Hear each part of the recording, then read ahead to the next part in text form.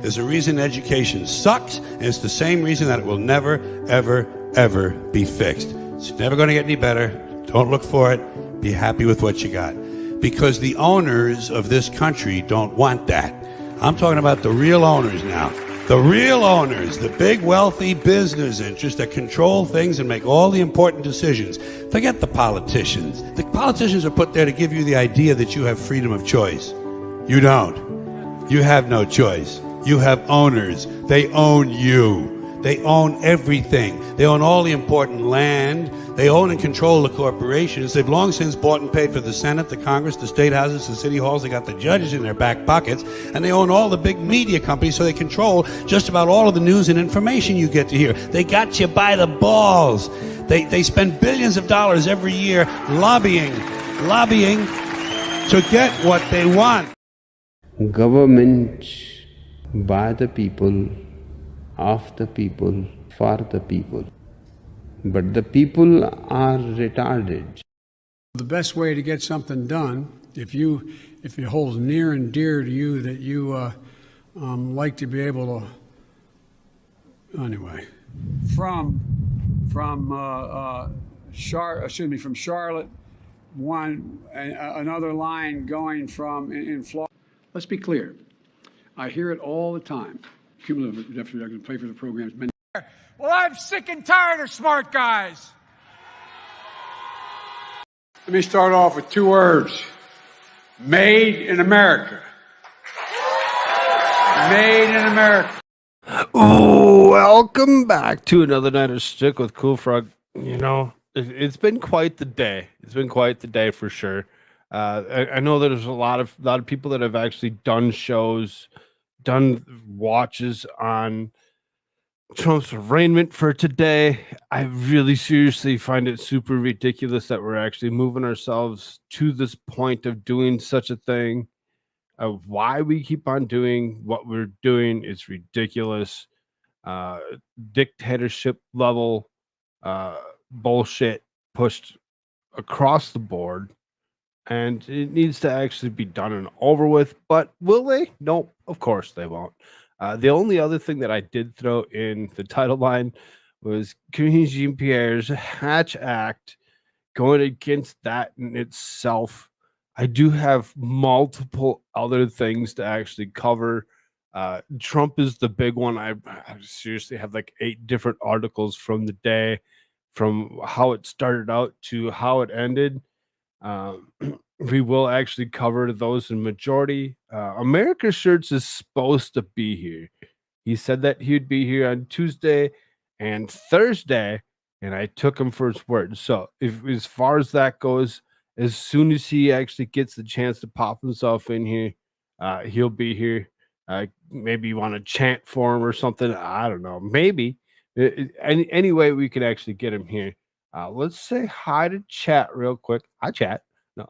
Hello, Caitlin. Good to see you, dear. Glad you're here. Daisy girl. Mad core mofo. It's good to see you. It's good to see you. I kind of wish you would have actually done your show tonight. I was actually looking forward to it. I hear that's actually postponed till tomorrow. That's exciting. Everybody be ready for that. Hello, they call me Rose. How you doing, dear? Toy Box Brain. Wow, it's nice to see you. Glad you're all here. Hey, Lucky Chucky. Awesome. Glad you're all here. Glad you're all here. As this crowd grows, if you say hi, I'll do my best to actually watch, chat, and talk to you. If you're so inclined, please hit that like button.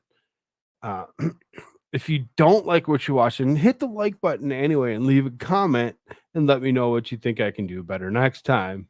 Yep, Wednesday night, 8 p.m. Forgot Mrs. is home on Wednesday.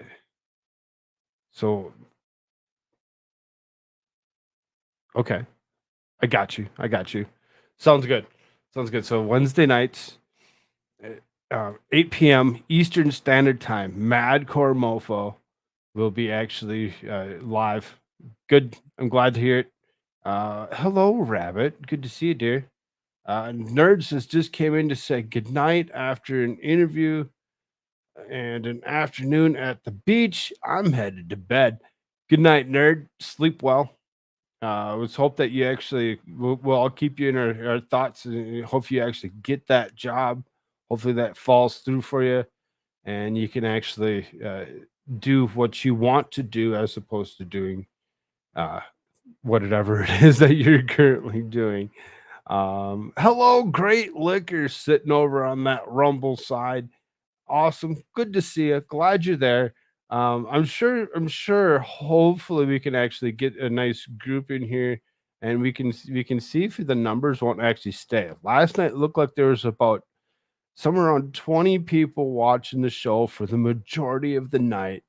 It At the end it said I have over 320 um clicks or whatever, or watches on there or whatever. And all of a sudden this morning as I woke up, it had reduced itself down to around the 50-ish mark. And I'm like, what the heck is that? That's not true. I really don't know what happened, but let's see if we can't keep those numbers up tonight. Helping that out, it would maybe hit that like button might help. I don't know. It seemed as something just didn't go the way it was intended to go. I don't know why. Great Liquor, while you're over on that Rumble side, looks like Rose says, Great Liquor. Good to see ya. In the other pond. Yes, in the other pond. We're going to actually move ahead with this. I know that Shirt said he'd be here, so we'll give him some time. I'm sure he's got plenty of thoughts to go along with that, with the goings on of today and everything that happened in and around Trump. That's going to be the big gist of it. So we're going to actually start with that and move our way around through a few other topics for the night. Just kind of trying to get with it. I went ahead and I gave myself a little half-hour nap before the show started here. My body was not happy with me. It said I was tired, so I'm like, all right, let's just lay down. Give me a few winks, and I feel great. So we'll see how well we can do preventing myself from yawning through the night. That was pretty much the big deal on that. Keep on doing this wrong. Okay, so I'm gonna open this up, and here you go. Look at all those tabs. Yes, all those tabs. We're gonna go through all of them. We're gonna go through every single one of them. To start off the day, bomb threats. That was one of the first things that actually happened today, this morning, before anything even kicked off. So this is law enforcement cleared the area around the Miami courthouse following the alleged bomb threat. MSNBC's Yasmin, I can't even say her name. Her name is ridiculously long. Vasaujian said reporters were being forced away from the scene shortly after 11 a.m. on Tuesday after someone allegedly called in the threat.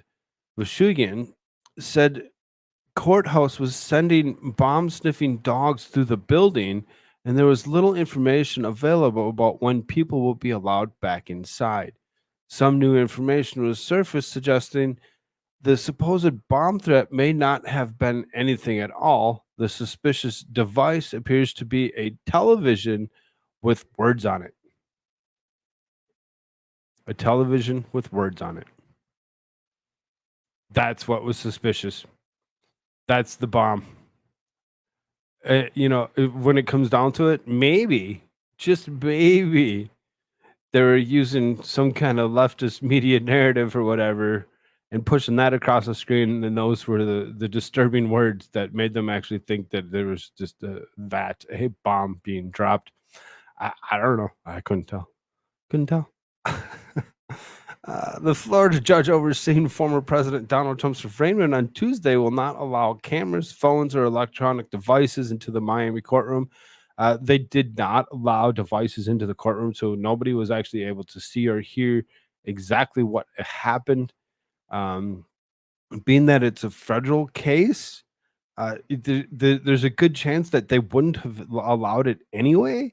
I really don't understand why they would anybody would have thought that you would have been able to actually watch such a thing, though it would have been very interesting to see. The ban was announced late Monday by the chief judge of the Southern District of Florida, Cecile and Altonaga, as the time of the much awaited appearance of the former president in court quickly approaches. Trump will be arraigned in a Miami court on Tuesday, an appearance that has posed an issue with many broadcasters and networks on how to cover the historic event. Altonaga wrote in the order that on Tuesday, June 13th, 2023, all cellular phones and electronic equipment are hereby prohibited from news reporters and other members of media inside the Wilkie D. Ferguson Jr. United States Court in Miami. That being said, these reporters and people that are actually allowed in, can bring, tablets of paper and pencils in. Hopefully a lot of them were actually diligently writing down some of the stuff that was actually being said. That would be kind of fun to actually see if we couldn't actually dig through some of that to see what was actually said. CBS News congressional correspondent Scott McFarland wrote on Twitter, "There will be no photos, no video, no audio, no journalists permitted to communicate with outside world through phone devices and through any other technology during the first ever federal arraignment of former U.S. president." Some dictatorship crap going on when you actually think about it. When you actually get down and dirty, with it or whatever, when you actually think about what they've actually done here and why they did it and how unnecessary it is to continue to go after Donald Trump, to only cover up their own disgusting ridiculousness of embezzlement. We've seen that. We've seen it. We've paid attention to it for several years.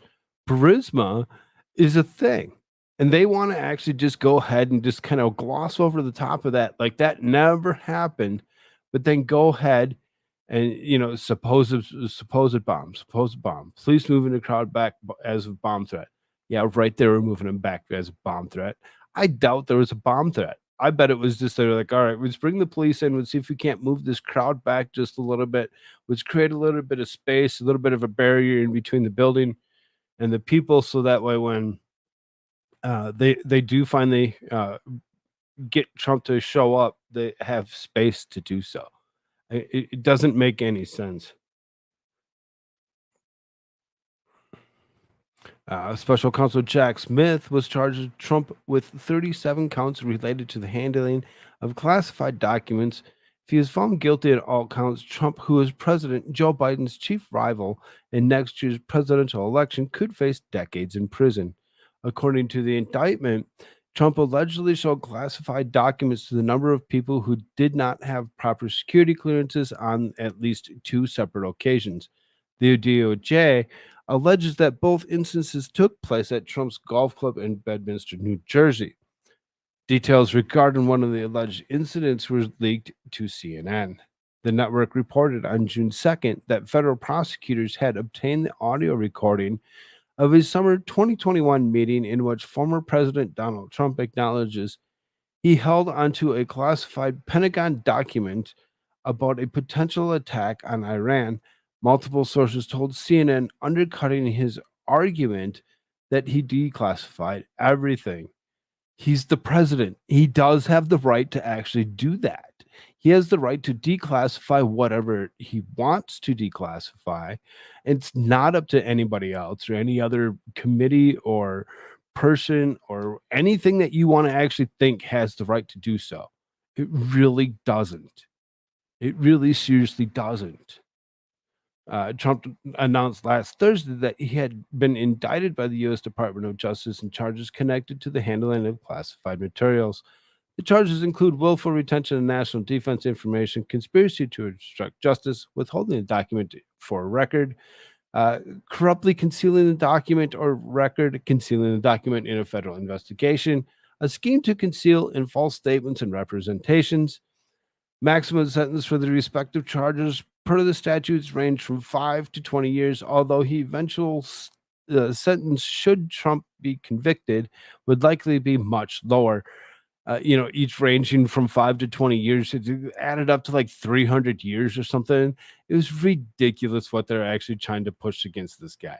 It really seriously bringing us back to some dictatorship, whatever. Go ahead. Let's follow the rest of the world and do exactly what they're doing with their whatever you want to call them, prime ministers, presidents, or whatever they are, leaders of their country. So many of them are just that, dictators that feel that they actually have say over everything. And yes, I do think that the biggest dictator needs to be impeached in that right, Mr. Biden. Any eventual sentence, should Trump be convicted, would likely be much lower. And it would be. It would be It would be greatly lower. There's no way they're going to give him, 5 to 20 on 37 charges and say, "Oh, guess what? You get to set for the next 300 years." They'd like it to be that way, but running for president doesn't require you to actually be a free citizen out in the world to actually run for president. Being that he's already said that he's running for president, if he actually does be put in jail, he can still actually run for president and win. Go ahead, and afterwards go in after everybody else that actually went after him. You want to play games, fuck around and find out and see what happens. Telling you, it really got to pay attention to it. So then you can see that, multiple people, different styles of groups showed up for this. So you see Antifa members planning Antifa fascist action against Trump supporters at Miami courthouse. A parent group of Antifa members is calling for a celebration at the courthouse where former President Donald Trump will appear on Tuesday to be arraigned. A Twitter account sharing Miami Antifa-related news posted a notice for celebration of the federal indictment of Trump and anti-fascist action against his supporters. The fascists in themselves, have the tendency to project and call somebody else that fascist. Those of Antifa are the fascists.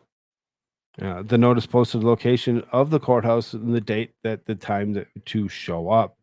6/13 at 2:00, show up. Did they show up?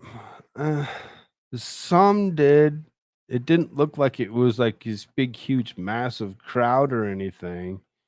Though there were several people that had actually shown up for this particular case.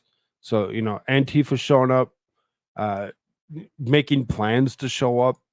That's okay. That's okay. But if any other group would have actually gone up and actually done the same thing from the right, they would have been, oh my god, we need to actually go ahead. We need to pull them all in, arrest them all, make sure that they can't show up, and hold them at bay for as long as we possibly can. And that's what they would exactly do. They would do just opposite to the right that they actually do to the left. So then this guy Vivek Ramaswamy, this is a 2024 nomination for GOP or potential nomination for GOP party. When it comes down to it, this guy's kind of doesn't really seem like he's actually really running for president. More like he's actually trying to run for some kind of cabinet member, if not vice president of some sort, for Donald Trump. He really seriously seems like that's exactly what he's trying to do. So it says Vivek Ramaswamy makes big announcement outside courthouse in Miami. 2024 GOP presidential candidate Vivek Ramaswamy held a press conference on Tuesday morning, just hours before former President Donald Trump's historic arraignment in federal court. During his press event outside the Miami courthouse, Ramaswamy calls on all of the other candidates to sign a declaration pledging to pardon Trump if they were elected.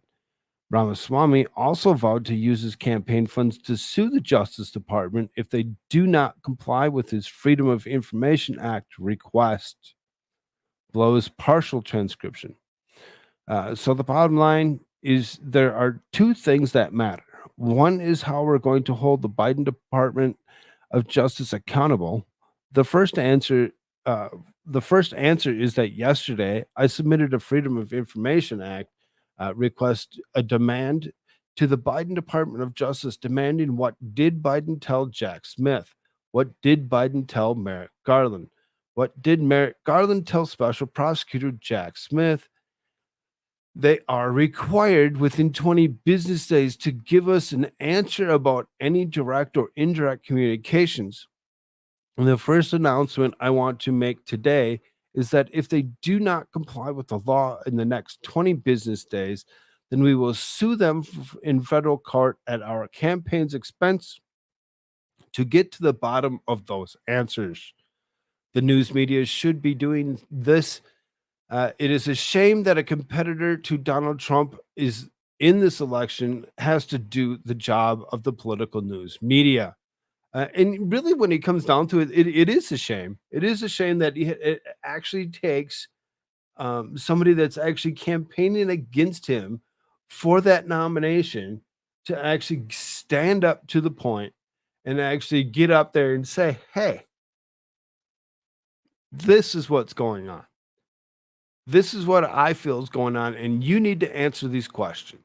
And for whatever reason, hopefully within the next 20 days, we actually hear exactly what's going on. And I as much as I don't really care for Vivek Ramaswamy as a potential candidate, at the same time, I give him props for actually standing up for, a fellow competitor in Donald Trump. It's very interesting to see such a thing.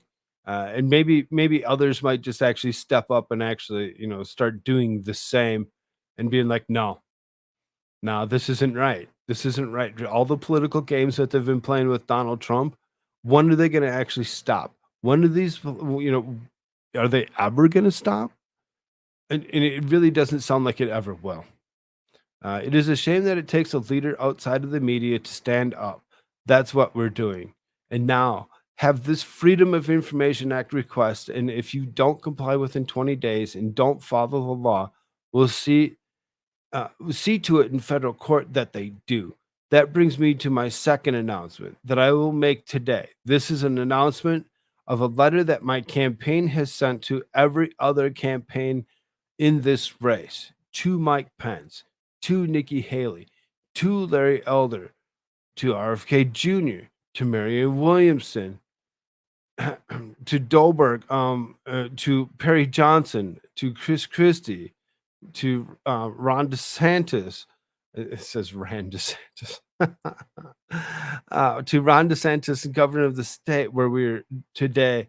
There's one person that he didn't list, which I find kind of interesting, and that's this guy, Cornel West. Cornel West actually running for that Green Party. That third party is trying to actually step up to the game and be like, nah, let's do it a different way. Let's do something totally off the wall and run our own party. Interesting thought, but for whatever reason got dismissed from this complete statement. I don't know if it was something that Vivek didn't actually see or know that it was there or what, but I just noticed that he got overlooked. So I'm like, and that's something. There is another person out there that's actually looking to run for president in 2024. It looks like that field is very large. I will tell you that we have sent this letter. I'm happy to announce this is my commitment to January 20th, 2025. If I'm elected the next U.S. president, to pardon Donald Trump for all these offenses in this federal case. So, if this letter that was sent to all these people is actually something and legit, what like it sounds that it is, and that happens, that anybody else actually gets that spot, and they go ahead and they actually let him out. They let him out on all charges. That opens him up. That opens him up to actually continue to run for president again. He will. He'll continue to push his will as far as he possibly can to actually protect us. Us. That's what he's there for. He's not there for himself. He don't care about himself. He cares about everybody else. And there's so many that just so happen to look over that and just be like, yeah, that's not true. And I've demanded that every other candidate in this race either sign a commitment to pardon on January 20th, 2025, or else to explain why they are not. I think that we need to declare independence from our donor class in the Republican Party. That is why I challenge every one of the other candidates to actually act on their convictions. If you are not going to pardon President Trump on January 20th, 2025, you deserve to say why, and we'll hold you accountable just as we are holding the Biden administration accountable. Ramaswamy made headlines on Sunday when he used an appearance in CNN to slam the mainstream media, or into CNN host Dana Bash for ignoring the Biden administration's weaponization of the Department of Justice against the political opponent. During an interview in CNN's State of the Union with Dana Bash, the conversation largely gravitated around special counsel Jack Smith charging Trump with 37 counts of related to handling classified documents. It's going to go through all that over again. All this has already been read. So, I'm really, reading anything more on that is really kind of just going to be repeating ourselves over yet one more time. I don't feel like doing that to y'all. I want to actually keep y'all around. It says, man jumps in front of Trump's motorcade outside Miami courthouse.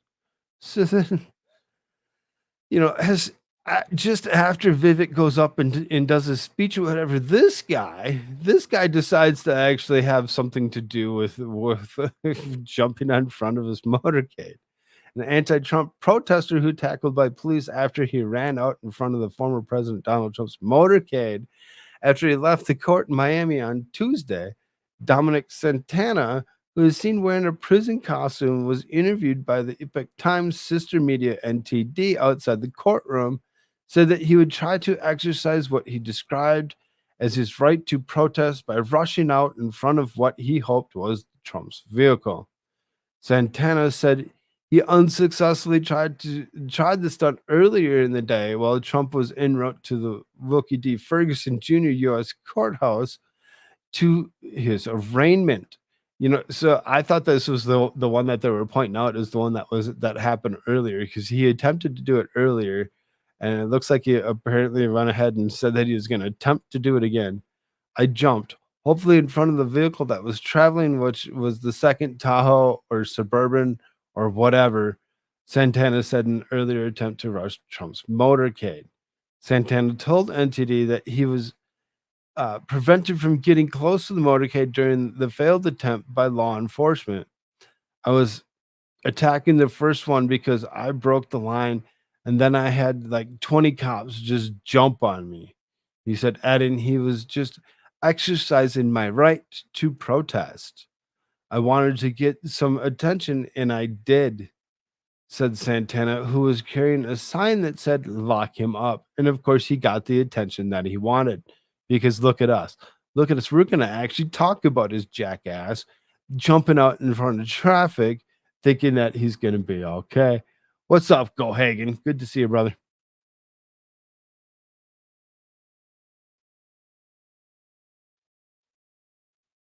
That ain't true. The only thing that Trump cares about is Trump. Yeah, well, and your opinion. Sometime after the interview, Santana managed to break through the lines of security and rush Trump's motorcade. Aerial video posted online showed the column of vehicles traveling down a Miami street after Trump left the courtroom.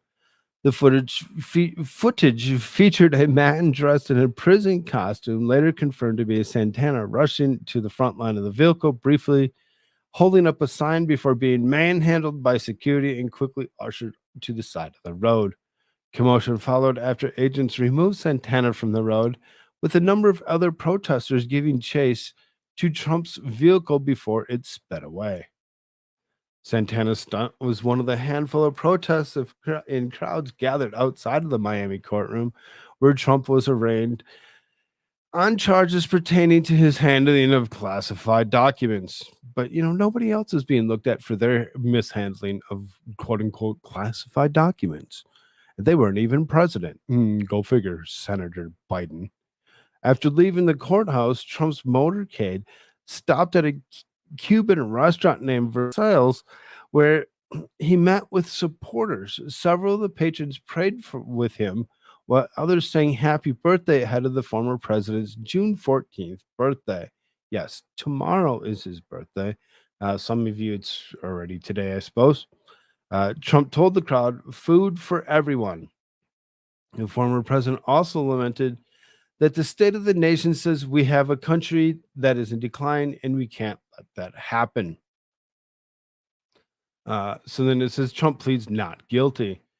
Trump pleaded not guilty in the federal court in Miami Tuesday to 37 felony charges related to the handling of classified government documents. Now, who wouldn't go in and actually be like, yeah, nobody's going to say they're guilty. Everybody's going to say not guilty. That's what you do. You say not guilty and you make them prove you guilty. If they can't prove that you're guilty, then, you're not guilty. So, nobody's going to be like, yeah, I'm guilty. I did it. One of the saddest days in history of our country. Really, when it comes down to it, some totalitarian dictatorship crap, going through the current administration and trying to push their will against political opponents by trying to imprison them. It's exactly what that is. You don't believe me? Go read almost any freaking book that's out there that has been previously written about this kind of style of ridiculousness. This is what dictators do. They go and they hold their opponents politically and try to imprison them over their politics. It's not fair or safe, and we're ruining our country as we speak. Also a fact, but Trump and his Republican supporters have decried that charges as politically motivated, while others see them as evidence that no one is above the law.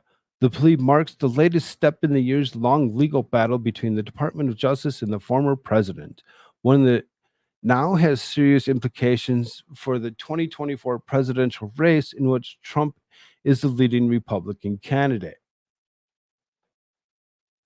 The arraignment. The former president arrived in federal courthouse in Miami around more than an hour prior to his scheduled 3:00 arraignment.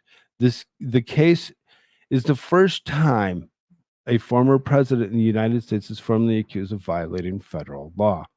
Trump was placed under arrest. Court staff collected his fingerprints electronically. Trump was not photographed, and booking took about 10 minutes.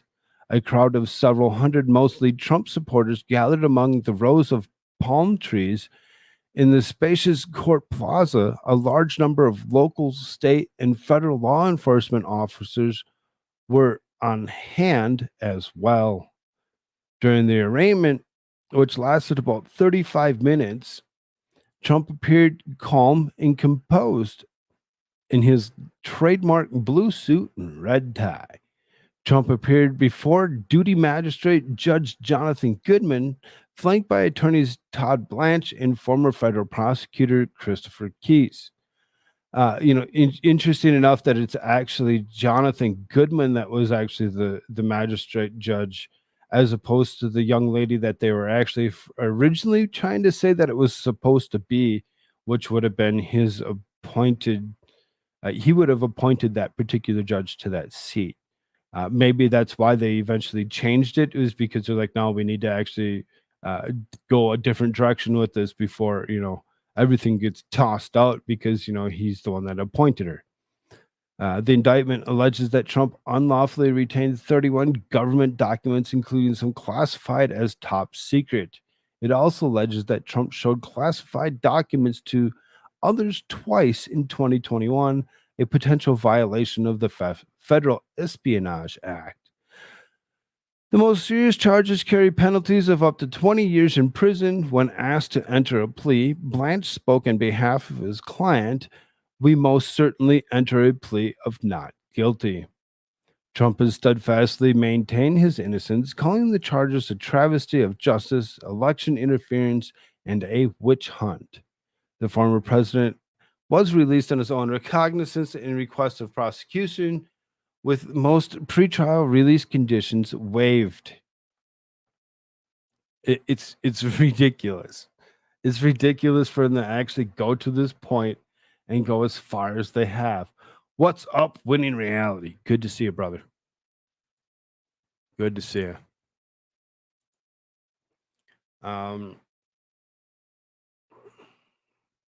So, like I said, I got several articles about this particular, subject, it's going to be a minute. It's going to be a minute that we're actually going to be talking about this.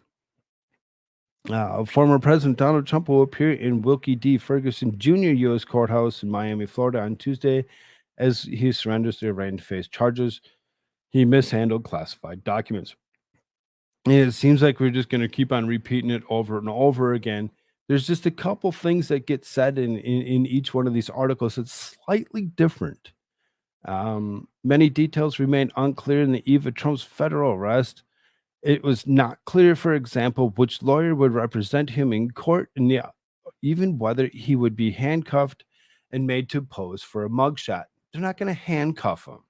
They're not going to handcuff him to make him actually stand there for a mugshot. You don't get handcuffed for a mugshot.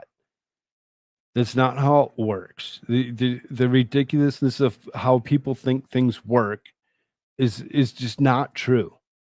Like reading your Miranda rights. Miranda rights don't get read to you the second that you're being arrested. Your Miranda rights get read to you the second that you make it to the jail and they're about ready to give you a cell. They don't read them to you on the street like the TV does. It's not how it works. But one thing is clear. The arrest would be one of the most significant moments in American history. Either it would mark the moment rule of law is affirmed or the country's collapse into a banana republic. That's something. Attorney General Merrick Garland, in a departure of the standard procedure, appointed a special counsel to handle the Trump documents case and claims related to his alleged role in the Capitol riot on J6.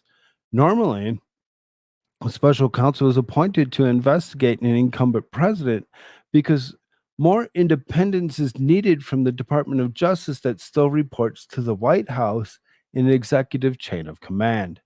If Garland used the immense power of the special counsel, who is almost always expected to bring charges, to investigate and prosecute not only a former president, but the leading opposition candidate in the next election. In the course of that investigation, federal agents raided Trump's private residence at Mar-a-Lago in Palm Beach County. It was another radical step, treating the former president like a common criminal over documents. In the months since then, Americans learned that President Joe Biden himself was found to be taking many classified documents to his private home and office, and until Trump, he had not had authority to do so. Go figure. Joe Biden never had the authority. Never had the authority, not until Ellison became president. And that's something fun. Likewise, former Vice President Mike Pence was found to have classified materials in his home. And of course, the Department of Justice declined to prosecute Hillary Clinton for her classified information in 2016. Isn't that something? We just not look at everybody. We just only look at Trump and say that Trump is the one that thinks about himself and himself alone. And to continue to do that. When you point fingers at somebody, you point 3 back at yourself. And that's exactly what they're doing. They're pointing a finger at Trump, trying to say, oh, look at that guy. But they're not paying attention to everything else that's going on. Why? Because this is more interesting to everybody to actually see what actually happens to Donald Trump. The Department of Justice also revealed through another special counsel investigation to have launched the investigation into Trump in 2016 based on political motives and disinformation from the Clinton camp. Special counsel Jack Smith, whose team of prosecutors will lead Monday's criminal proceedings, said Friday that the laws on classified information must be enforced and that we have one set of laws in this country. Just one, not 2, not multiple, just one. If you're going to do this to this guy, you best be doing it to everybody else at the same time. I'm sick of it actually being, oh, let's look at Trump. It's all Trump. No, it's not all Trump. It's all Joe Biden. It's been Joe Biden for the better part of 50, almost 60 years. But no, we're just going to look at Trump. We're going to look at the guy that wasn't in politics for the last how many decades. Let's look at the octogenarian that's actually in the freaking seat right now that actually deserves to actually be brought up on charges over and over again for his mishandling of the U.S. government. But that is difficult in the last half of the country to believe. And while even some legal analysts sympathetic to Trump have concluded that the indictment against him is strong, many believe it should not have been brought. Exactly. It should not have been brought. Why? Because it tarnishes this country, makes us look like fools. Smith also a spotty record of political prosecutions. His conviction of former Virginia Governor Bob McDonnell was overturned on appeal, and jury in North Carolina declined to convict former Senator John Edwards. Smith wants Trump's trial to take 21 days, but there are so many new legal and constitutional issues in this case that it could take months, or like Israeli Prime Minister Benjamin Netanyahu's corruption trial, many years. That's what they want to do. They want to use delay tactics as much as they want and can. This isn't about actually getting him in trouble for doing something that he didn't do. This is this right here. This is exactly what they want to do. They want to do exactly that. That right there. Many years. Hold him up so that way, we can actually sit there and say something about the guy that isn't true. But the impact of the moment will certainly affect the 2024 presidential election. It is seen as an opportunity for Trump's rivals in both parties, but also as a rally point for his supporters who have yet to abandon him. For many, this is not about the details of the indictment. It is no longer even about Trump. It is about whether the United States survives as a constitutional republic in which the people decide their own fate. Constitutional republic, not a democracy. Not a democracy. Catch a clue. That's not how it works. I'm going to check chat here. I agree with on all of that. It's completely improper, undignified, and politically motivated. Also a bit of a circus. Lock them all up. The Communist Takeover of America. Now that's a good book title. Right? See, go Hagen, that's what I'm saying. It doesn't matter how you look at this. No matter what. Whatever this government's currently doing politically against this guy is wrong and immoral. But they're going to continue. They're going to continue as much as they want, over and over again. 18 watching and only 11 likes. Hit that like button for me as we move on to this next article.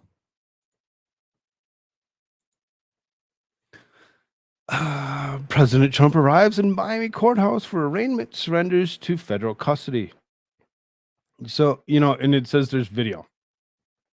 The sound isn't needed, and they didn't really like handcuff him. They didn't do any of the, uh, didn't do any of that. That wasn't anything that they did. It was pretty much like, oh, okay, he's here. You're now in our custody until after court is done and over with. Now that court is done and over with, and now you're allowed to actually walk free again. It's exactly what it was. There was zero handcuffs. There was none of that. There's none of this. Okay, let's go to jail for a few minutes. Nope, not at all. He's not going to see a cell. I really seriously believe he will never see a cell. President Trump on Tuesday afternoon departed Mar-a-Lago en route to federal courthouse in Miami for his arraignment. Trump's motorcade departed the Doral, Florida Golf Club. Trump supporters lined the streets and cheered as the former president's motorcade drove by.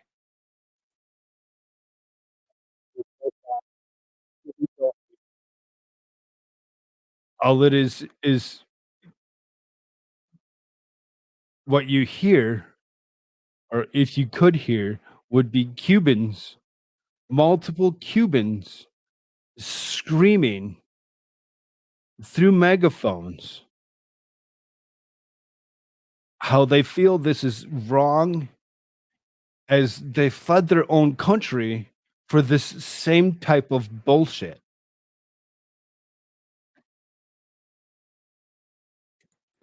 So for them to actually, for anybody to think that they would want anything different, is ridiculous in itself. That's why they fled their countries in the first place, is to actually get away from the communism.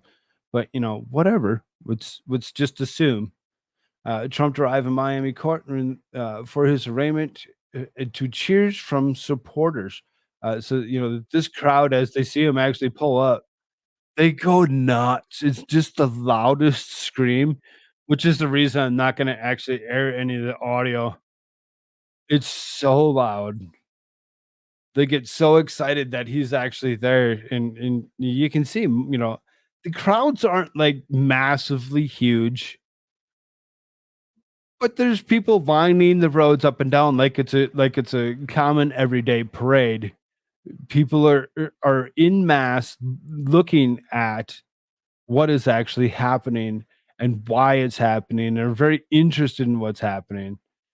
Everybody holding up phones, wanting to actually video as much as they possibly can.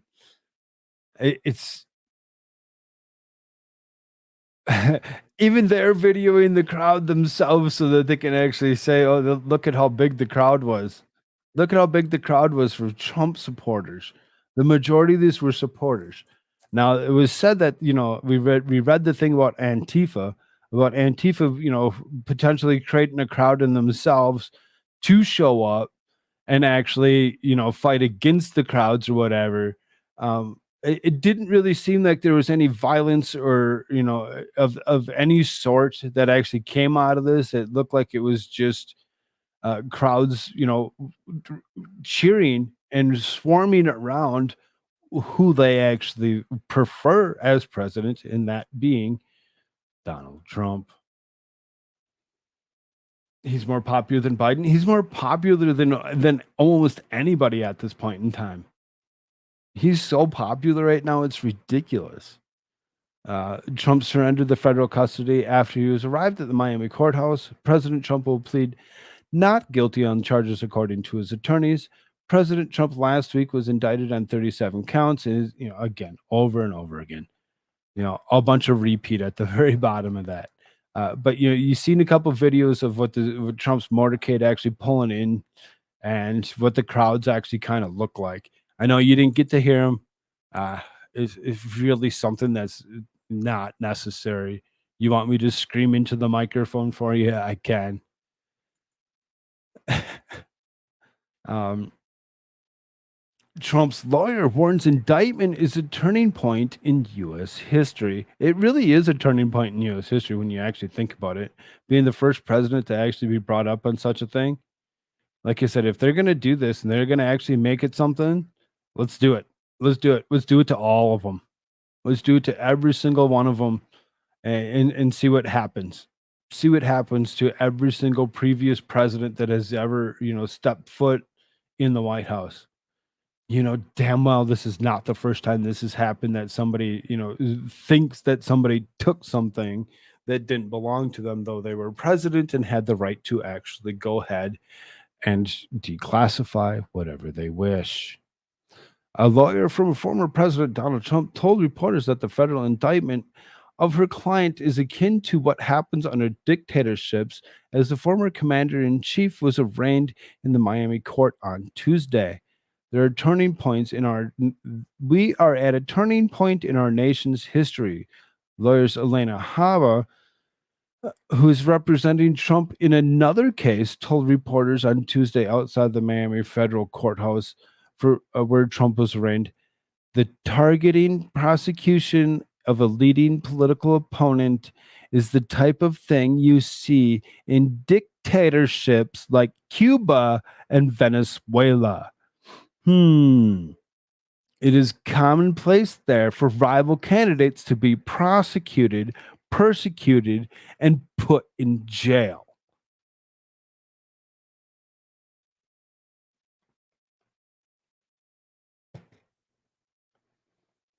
A federal indictment that was unsealed last week charged Trump with 37 counts of stemming from the alleged mishandling of classified documents, blah, blah, blah, blah, blah, all over again.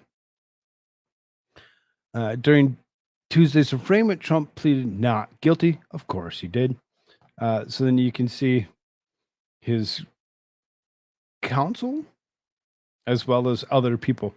The unauthorized disclosure of the classified document could be put risk at the national security of the United States, foreign relations, the safety of the United States military, the human sources, and continued viability of sensitive intelligence collection methods. But Haba, like Trump, argued that the indictment of Trump suggests that there's a double standard, as Democrats like President Joe Biden and former Secretary of State Hillary Clinton never faced such federal scrutiny. Of course they didn't. Because why? It didn't matter. It didn't matter that they had, computers full of stuff. Nobody looks at those. Nobody knows how to run a computer. Are you kidding me? We're all dumb. None of them were president, who, as the head of the sole member of executive branch, has the power to similarly declassify documents. Hubble told reporters the decision to pursue charges against President Trump while turning a blind eye to others is emblematic of the corruption that we have here. Hubble also said that the indictment is not about President Donald J. Trump, who is defiant, adding, it is not about the Republican Party. It is not about the 2024 election. It is about the destruction of the long-standing principles that have set this country apart. And she's right on the money when you actually think about it. That's exactly what it is. It is the destruction of this country as we see it, as we've known it for decades, for a couple centuries. It's been the prominent place where people love to go. I mean, look at our southern border. Look at our southern border. And you're going to tell me that people don't want to come here in droves for the reasoning other than to remove themselves from a country where they were actually being forced to follow some dictator.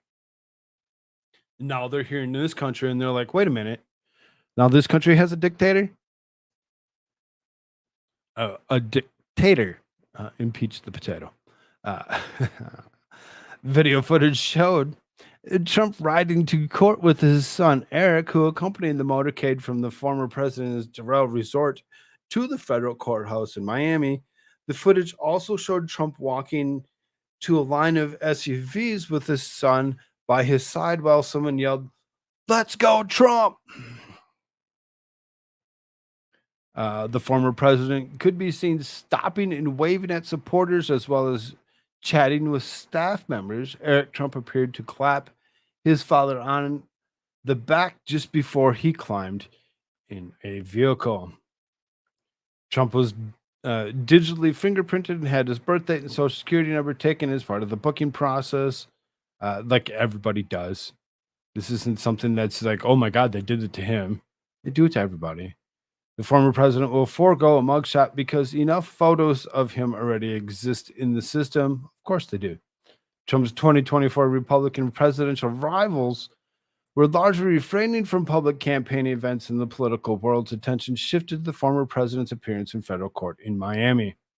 Other than this one, Vivek Ramaswamy, who we already kind of covered in itself, Vivek Ramaswamy reiterated his comment to pardoning Trump if elected in the White House. The wealthy biotech entrepreneur also announced that he'd given every 2024 presidential challenger signed commitment letters asking them to join in his pledge. Other Republican presidential hopefuls, including Trump's former ambassador of the United Nations, Nikki Haley, planned fundraisers and media appearances while foregoing campaign events. South Carolina's Senator Tim Scott was heading to Iowa for a town hall event later in the week, but had no public events scheduled for Tuesday.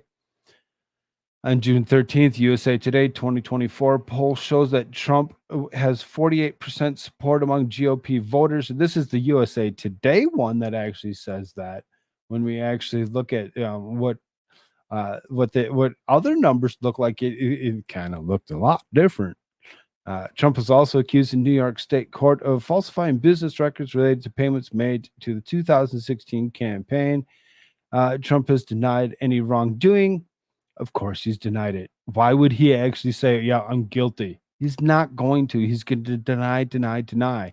Say he's not guilty over and over again.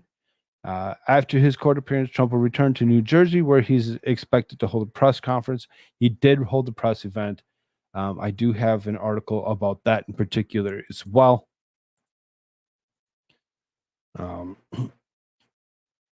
Trump's lead over to go along with the percentage that they actually gave you in the last article here. Poll: Trump's lead over Republican primary field jumps after indictment. DeSantis sinks to teens. Former President Donald Trump's lead over Republican primary field has grown over more in the wake of the indictment this week. Morning Consult survey revealed. This week's survey was taken June 9th through the 11th, 2023, following Trump announcement that he had been indicted as part of special counsel Jack Smith's investigation into the handling of White House documents. Notably, this survey has also taken after both former Vice President Mike Pence and former New Jersey Governor Chris Christie jumped into the presidential ring. Even with more official challengers joining the race, as well as the indictment, Trump has expanded his lead to 59%. That reflects a 3-point uptick from the 56% he saw last week. DeSantis, meanwhile, has experienced a 3-point drop over the last week, going from 22% down to 19%. In other words, Trump has increased his overall lead from 34% last week to 40% this week. This is particularly negative for DeSantis, given that he did not experience a significant bump in a particular survey last week either. While critics say Trump's lead is still smaller than the 43% lead he held in mid-May, Morning Consult's Eli Yoakley observed that much of the dip came from DeSantis' official began his bid. Of course it did. The second that DeSantis jumped in the ring, he's going to pick up a couple of percentage points. There's a couple of people that look at it and be like, nah, we need to actually go the other way. And we need to actually, jump on this other boat of DeSantis and see if we can't actually make something of that. Pretty ingenious how they have either co-opted the social movements that were formed in opposition to them, or more likely, this was all part of a larger plan. Yeah, to actually, prevent him from running for president. That's what they want. That's what they want. They want him to actually not be able to run for president. That's what they're aiming for, and that's what they're going to continue to aim for. So then you go, Trump pleads not guilty to historic federal case, which, we've kind of looked at a couple different times now. So former President Donald Trump pled not guilty to federal court in Miami. June 13th, a 37 felony charges related to handling the classified federal documents. One of the saddest days in the history of our country, Trump wrote on Truth Social on June 13th while en route to the federal courthouse. We are a nation in decline.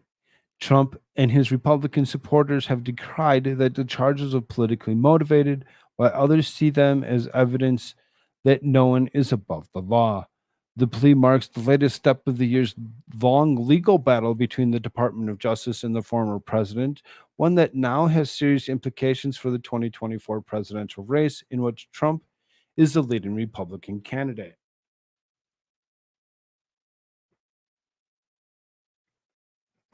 Picture's a little misleading, but for whatever reason, yes, let's take a picture of Trump's bathroom where he supposedly had these documents.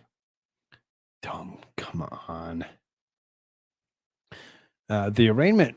Trump arrived in federal court in Miami more than an hour before the scheduled 3 p.m. arraignment. The case is the first of the former president in the United States has been formally accused of violating federal law. Trump was placed under arrest.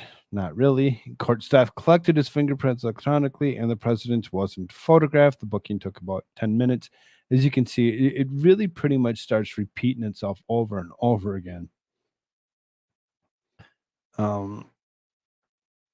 There's a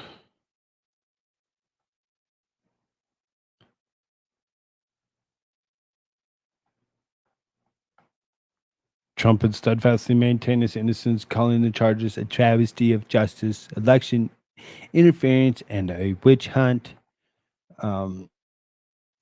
The case centers to the chain of events that began more than 2 years ago with a request by the National Archives and Records Administration for the return of government records. It's not their place to ask.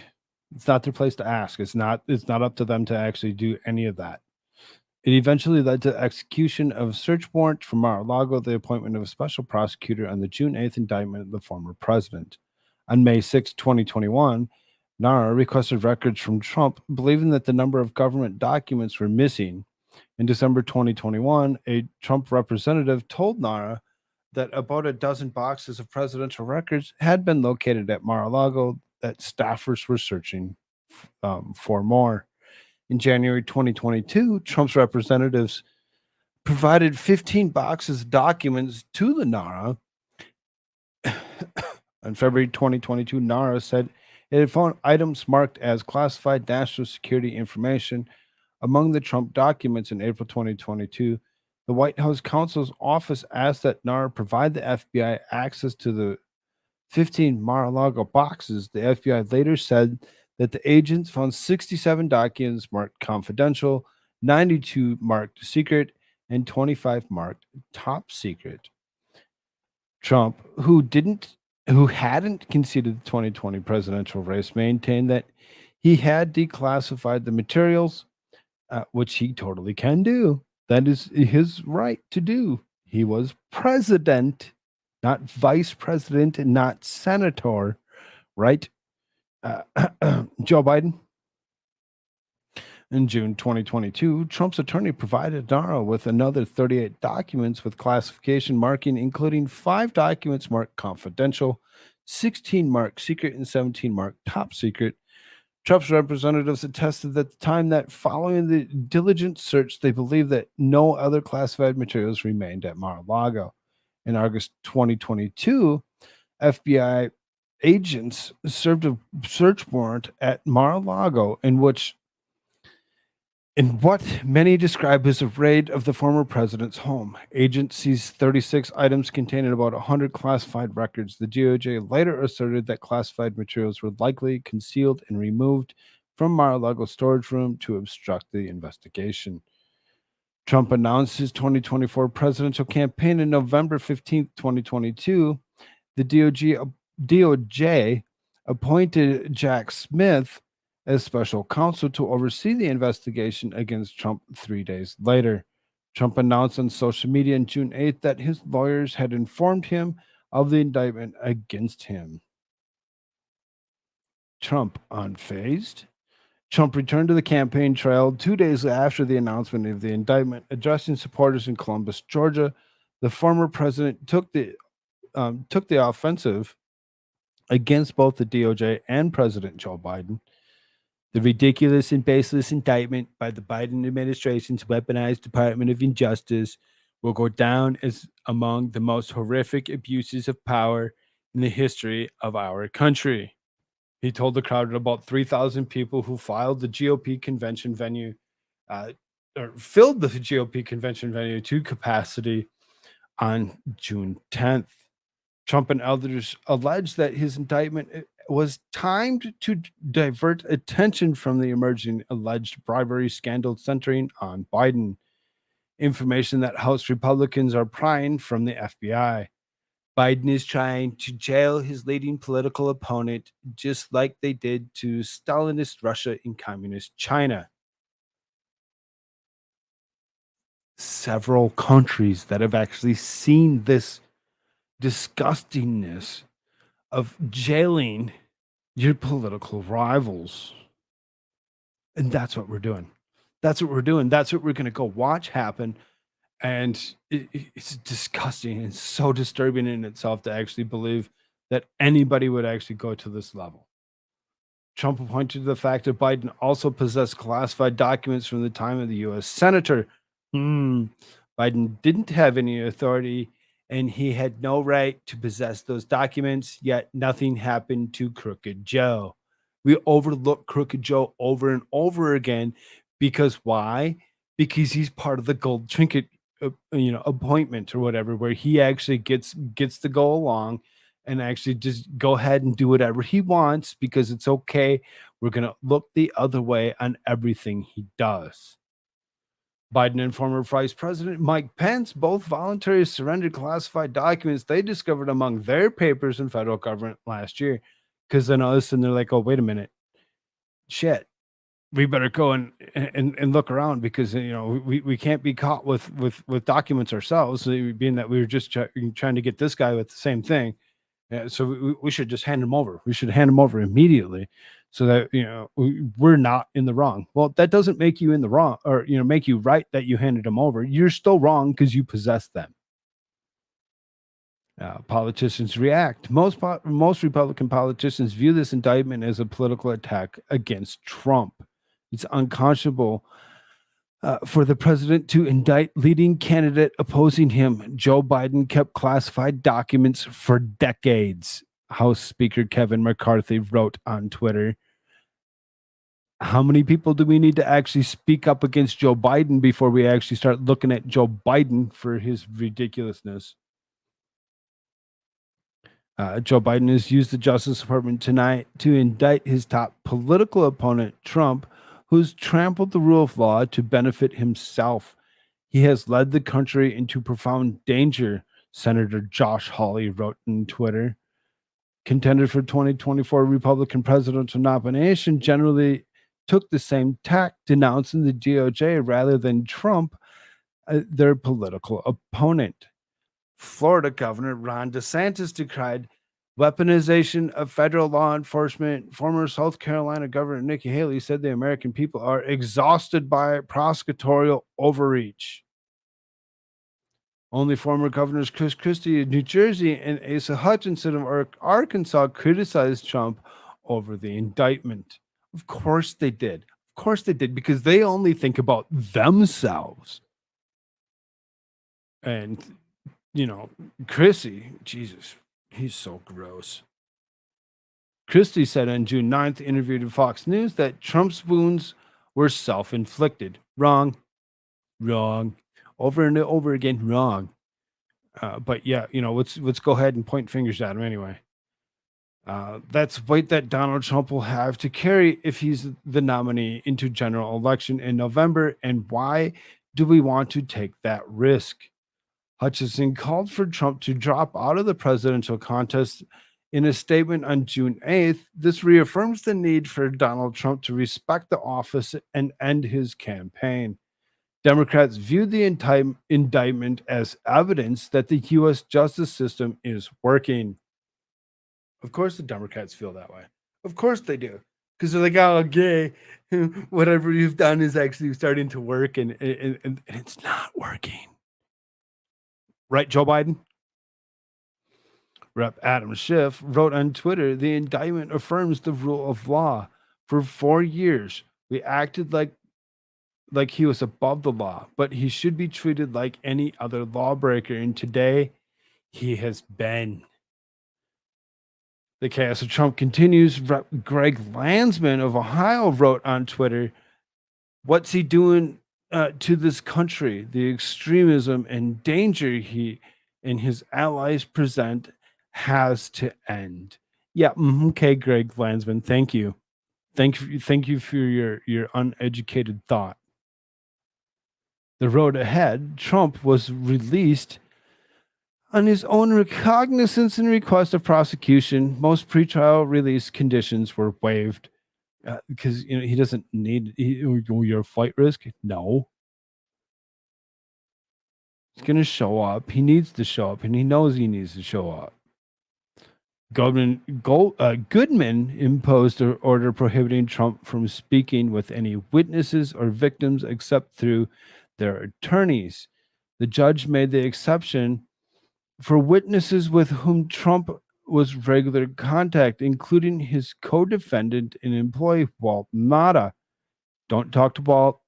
We don't want you talking to Walt, because the second you talk to Walt and you actually get on the same page, then we can't actually, say that you guys are in the wrong. Like, they're not going to be on the same page. In those cases, the judge prohibited Trump from discussing the case. Legal experts believe that Trump's defense team will attempt to draw out the proceedings for as long as possible. For Trump, the 2024 campaign continues. Even if convicted of the charges, no law prevents him from running for or winning the presidency. After leaving the courthouse, Trump's motorcade stopped at a Cuban restaurant named Versailles, where he met with supporters. Several of the patrons prayed with him. Others sang happy birthday ahead of his former president's June 14th birthday. Still not quite his birthday here in this mountain time zone. Trump told the crowd, food for everyone. And the former president also lamented the state of the nation, saying, we have a country that is in decline and we can't let that happen. But yet again, we're watching it happen. We're watching it happen right in front of our eyes.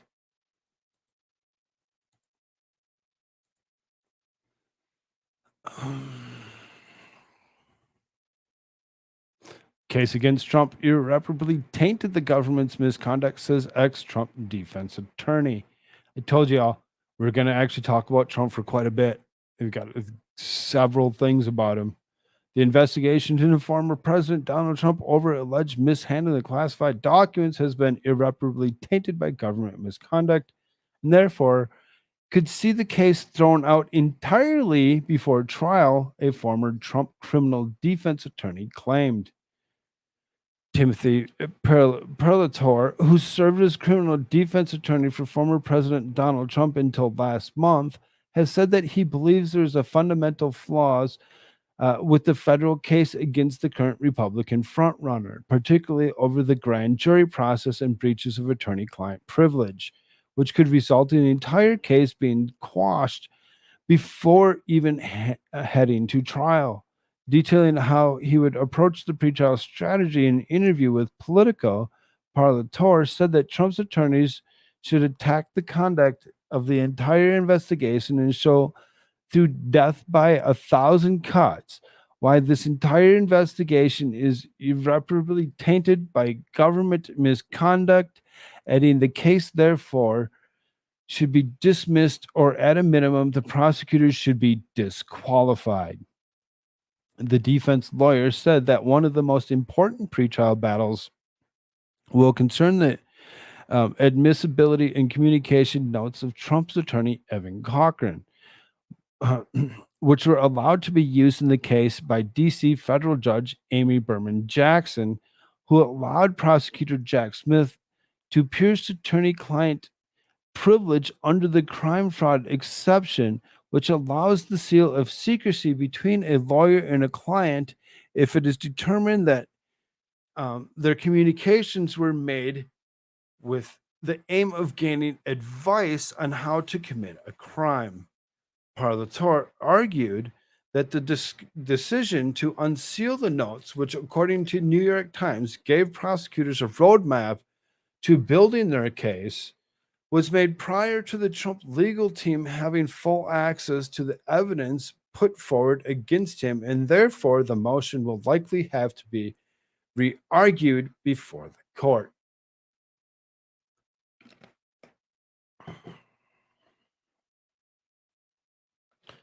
Arguing that it is wrong for Trump to be charged in criminal counts for simply asking his attorneys questions during a privileged conversation, Parlator said it should have never been a crime fraud exception.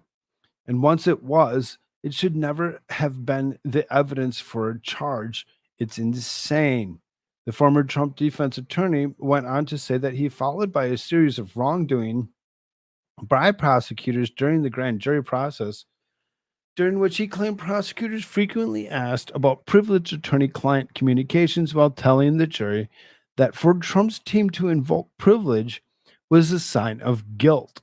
This alone would mean that the entire grand jury process was flawed. Furthermore, Trump's legal team will likely attempt to use discovery to obtain information about potential prosecutorial misconduct in terms of the attempted extortion or witness tampering of one of the attorneys. He said, it has been alleged by Trump's lawyers that Justice Department Counterintelligence Chief Jay Bratt had attempted to exert inappropriate pressure on Trump co-defendant Walt Nauta and his attorney Stanley Woodard. What communications are there between DOJ and anyone who oversees the judicial process? You would want to try to find any corroboration of that, he questioned. Parlator also said he would target the legitimacy of search warrant that led to the radical steps of launching the raid at Trump's estate in Mar-a-Lago in August 2022, which could come under new scrutiny after former president's legal team is provided with an unredacted version of the warrant.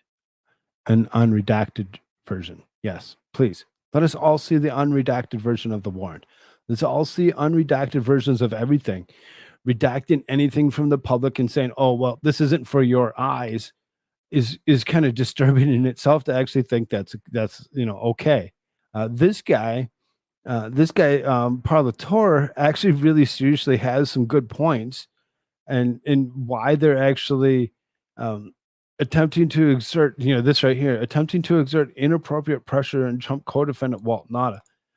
Why go after this guy? He had nothing to do with it. He was just simply, I can't think of the exact word to actually call him. What his position had nothing to do with anything other than to see Trump around. That's all he was. That's all he was. He wasn't anybody special in particular, and it's kind of disturbing to actually think that this is exactly how far they're going to go. But Parlator really seriously has his thoughts saying they've gone too far, and we're not going to actually see anything come out of this ever again. What's up in your MERS? Good to see you. Hey, Mimsy. Legal custody of presidential records transfers NARA at the end of the presidential administration. So if the requested missing docs and he refused, technically he can be indicted. I don't know.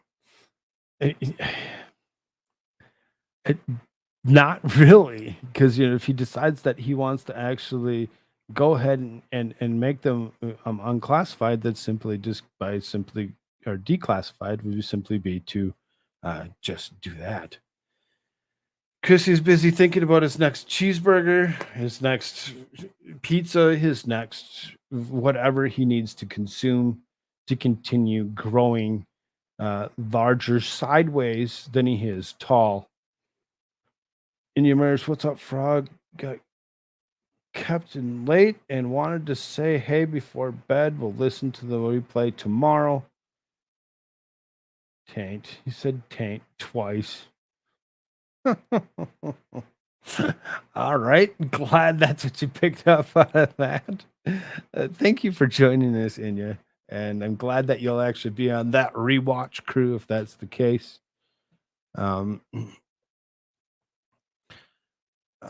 you go. Matt Gaetz demands answers. Trump prosecutor Karen Gilbert donated to Obama, Biden, and Democrats. Yeah, see, that's the problem right there. That prosecutor being a donator to that Obama, Biden, and other Democrats is disturbing in itself to actually be like, oh, well, we donated to them, and now we're going to turn around and we're going to prosecute you. It's all political theater. Karen E. Gilbert, one of the lead prosecutors and special counsel Jack E. Smith's attempt to convict former President Donald Trump of mishandling White House documents, is also a past campaign donor to Barack Obama, Joe Biden, and the Democratic National Committee, according to federal election commissions. Gilbert's past political donation were flagged Tuesday by Rep. Matt Gaetz, who demanded answers in a letter to Attorney General Merrick Garland, as well as a full roster of staff working for a special counsel. The issue was also highlighted by Trump supporters on social media as the former president was arraigned in Miami. FEC records suggest that Gilbert, who was listed as Department of Justice employee based in Florida, donated $1,000 to Biden, $250 to Biden Action Fund in 2019-2020 cycle, $500 to Democratic National Committee in 2013, $800 to Obama during the 2011-2012 election cycle, and $1,250 to Obama in 2007-2008. No, you look at those numbers and you're like, who cares? It was $1,000, it was $800, only $1,250, whatever, no big deal. It was just is pennies compared to where most of them actually get. It doesn't matter the amount. You donated to them. You are now considered a big D Democrat, and you don't get to actually go around and prosecute your political rivals because you feel you want to. Once you actually start donating things to, political, to politics, you should actually have to see your way out of certain things, especially when it comes to their opponents. Just my opinion.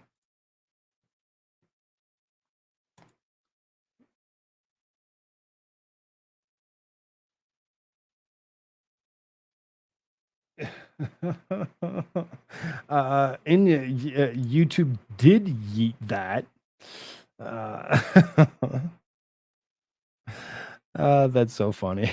Here you go. Rep. Matt Gaetz, Republican out of Florida, sent a letter Tuesday, U.S. Attorney General Merrick Garland, demanding information in the office of Special Counsel Jack Smith, revealing that one of the prosecutors in his team's investigating Trump for his alleged mishandling of classified documents previously contributed to President Biden's 2020 campaign and faced misconduct allegations in 2009.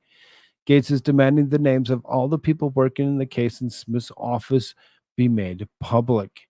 The congressman claimed in his letter that Smith's past work is both highly irregular and extraordinary public concern, specifically how his office is structured, and is giving Garland until July 7th to cough up all staff rosters, phone lists, and similar records within the custody or control of the Department of Justice, depicting all employees hired by or detailed to the Office of Special Counsel Jack Smith.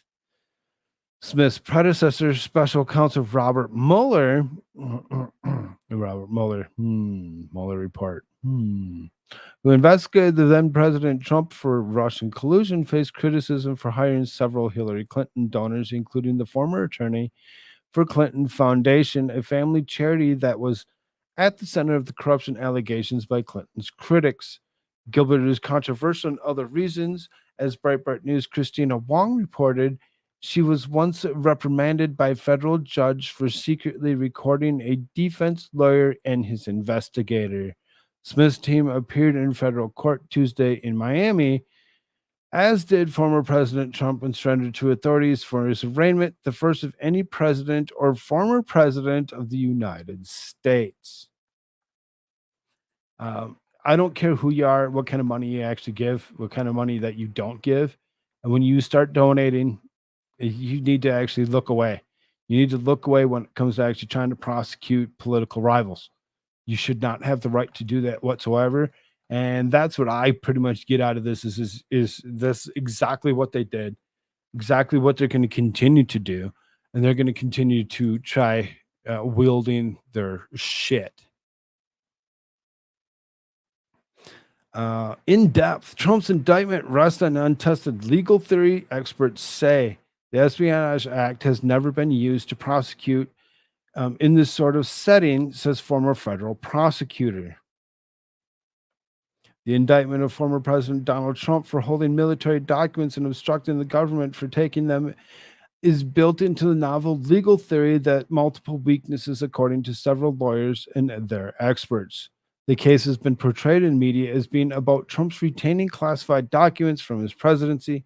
However, the charges sidestep the issue and instead use a clause in the Espionage Act that criminalizes a failure to hand over national defense information. The indictment further alleges that Trump and staffers Walton Nada hid some documents when the government demanded them through a subpoena. The alleged Espionage Act violations impose a high burden of proof and raise the question of whether the statute should have been applied to begin with, or if not, whether the underlying investigation should serve as the basis for the underlying investigation, should serve as the basis for obstruction charges.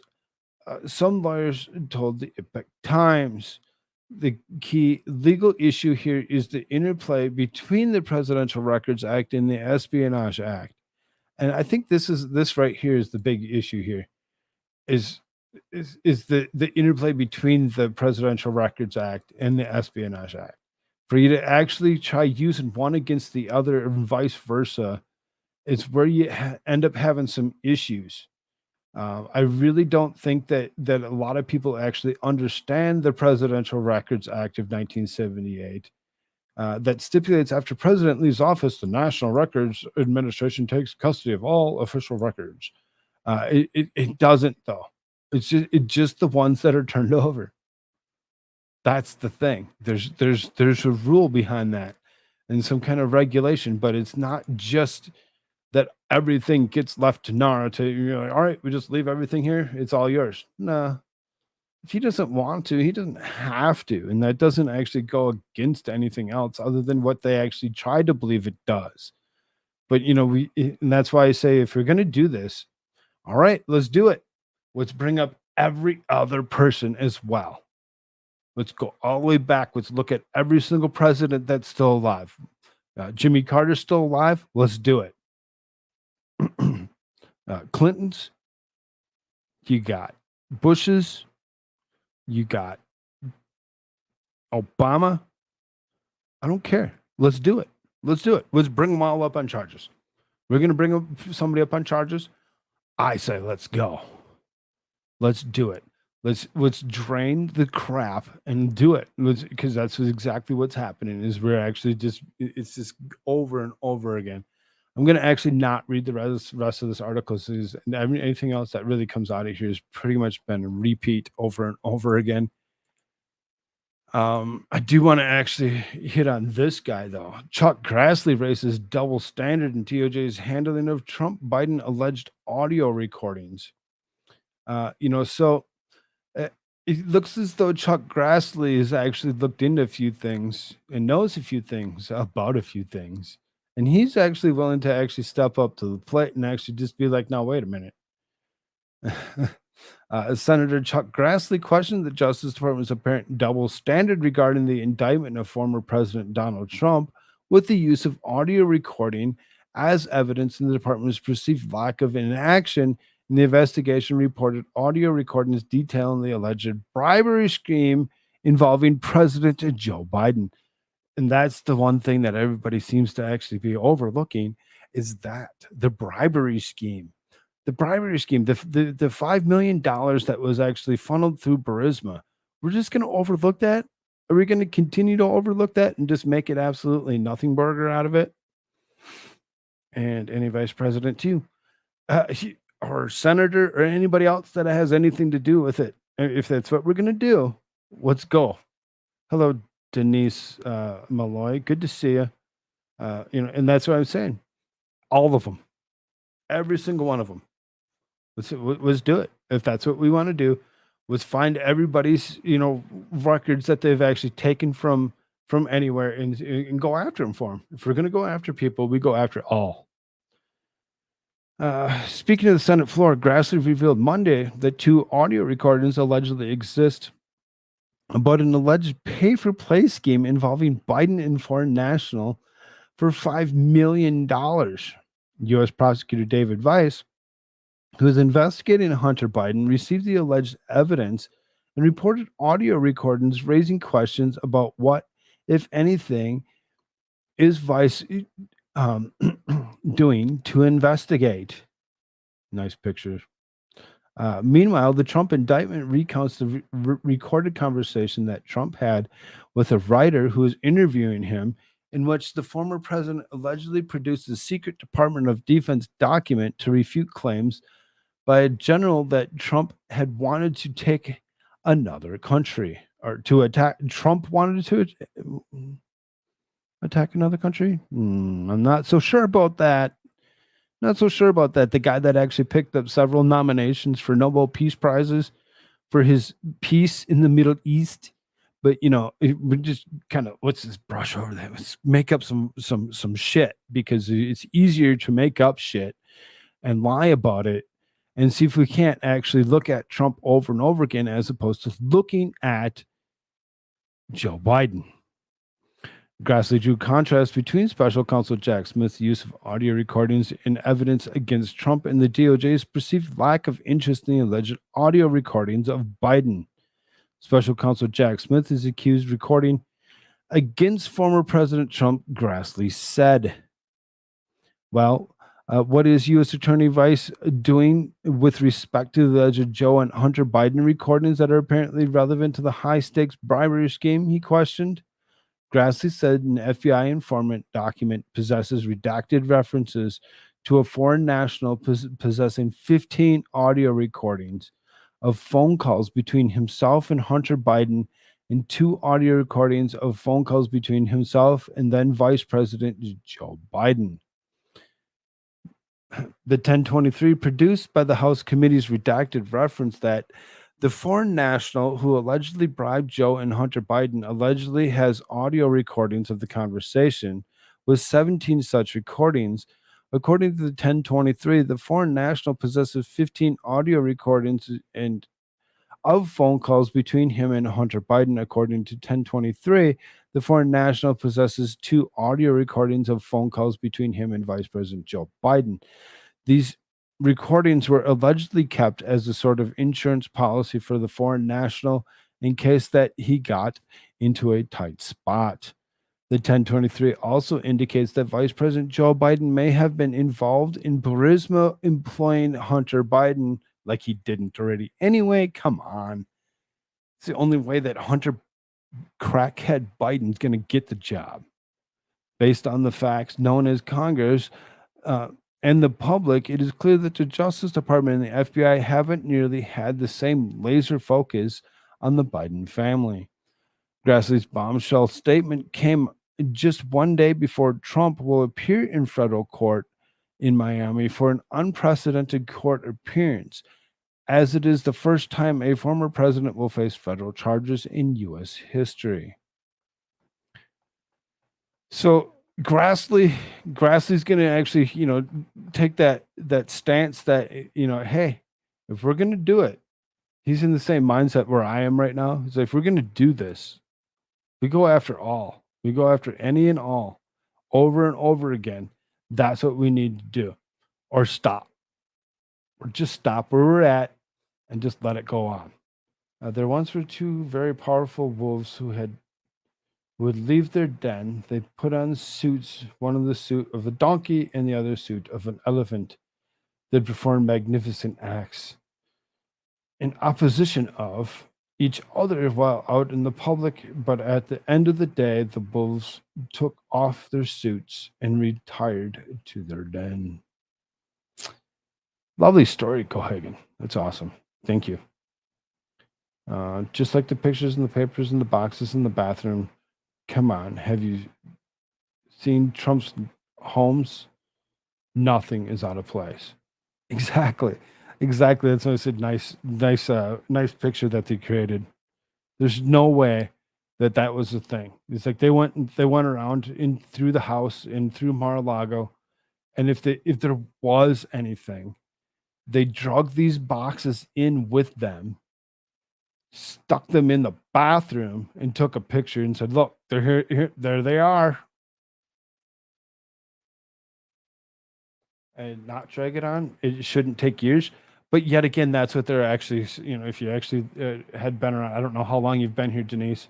But if you first couple of articles that I hit on, they actually did say that it could take several months to several years for them to actually go through this whole proceeding. Because that's what they want to do. They want to actually do the same thing that happened to the likeness of Benjamin Netanyahu, that type of stuff. They want to actually do that. Jail their political rivals. Trump roars in for speech since Miami arraignment. This is going to be the last article, I believe. I believe it's the last article. Yeah, it's the last article on Trump. It really is. So, first speech since Miami arraignment, they want to take away my freedom because I will never take away your freedom. I'm here. I love you all, and we can take it, Trump said. President Donald Trump spoke in the golf course in Bedminster, New Jersey on Tuesday following the arraignment at the hands of Biden's Department of Justice in Miami. Trump still leads the GOP field in 2024 presidential nomination. And if all the competitors, only Vivek Ramaswamy stood up for him against the weaponized prosecution today.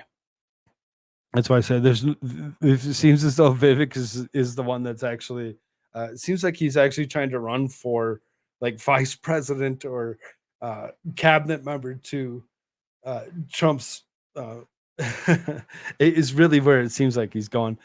Trump pled not guilty to 37 counts, including willful retention of national defense information, withholding of concealing documents in federal investigation, false statements, and conspiracy to obstruct justice. The charges were brought by Biden DOJ after Biden promised in November to do everything he could to prevent Trump from being president for a second term. The large crowd in Bedminster awaited Trump with anticipation and cheered his arrival. Trump took on the supporters of the proud to be an American played USA. The crowd chanted. Of course they did. USA, USA. Why? Because that's what it's about. It's about the USA. It's about what they're actually doing to us. And they love him so much and know that he's the one that actually cares about us. I don't care what anybody has to say. That is the truth. You think that it's not? Open your eyes and pay attention. Today, he witnessed the most evil and heinous abuse of power in the history of our country. Trump said, calling Biden's political persecution something that is only otherwise seen in communist or fascist nations. As Trump spoke publicly, funded PBS slapped a warning on the speech, saying that experts warn that inflammatory rhetoric from elected officials or people in power can prompt individual actors to commit acts of violence. They actually took this quoted prompt and they put it at the bottom of their screen while they aired the Trump speech. While they aired that speech, they went ahead, they put that up at the bottom of their screen. The bottom third was these big, long, freaking bullshit. Lie. How many times do we need to lie about this guy? Trump, however, did not say anything violent or incendiary. He spoke about his case in his political opposition. PBS continues to treat Trump and his supporters like petulant children and refuses to acknowledge the legitimate popularity and optimism of America represented by the MAGA movement. PBS. PBS. This is the same PBS that we grew up as kids watching things like Sesame Street. Sesame Street that has actually gone woke in themselves. This is the PBS that we all grew up watching Mr. Rogers to. You know, that Mr. Rogers that actually went to Congress and actually fought for and won the right to actually produce stuff for children so that they could grow up and learn properly. But yet again, PBS is the one that's actually going ahead and actually being ignorant to the point and throwing such a quote on the bottom of their screen. And you can see it. There you go. They put it at the bottom of the screen to give you a little bit of context on what he's actually talking about.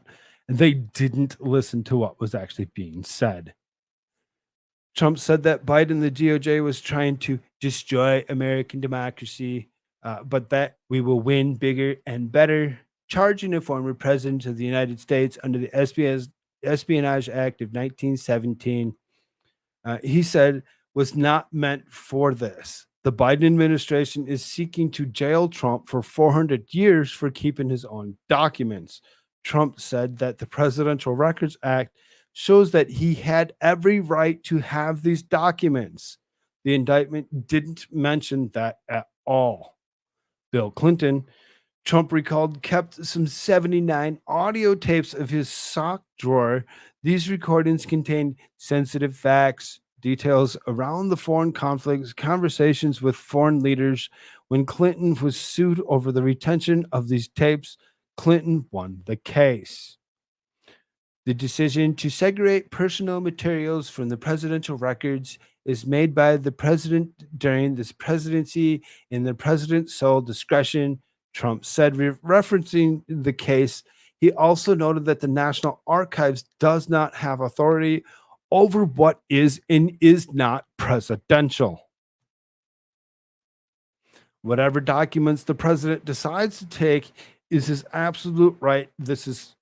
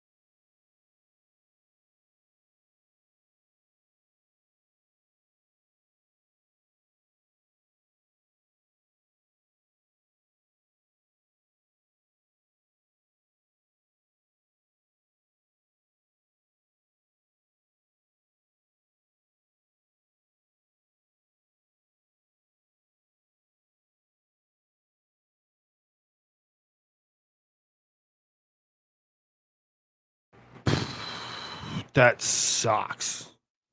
That blows. This computer, I tell you, is freaking dog. It really seriously is. That just yeeted me completely from everything and said, nope, just start over. Luckily for me, this computer doesn't take anything longer than a few moments for it to actually come back around and actually be like, oh, here you are. You're right back. So horrible.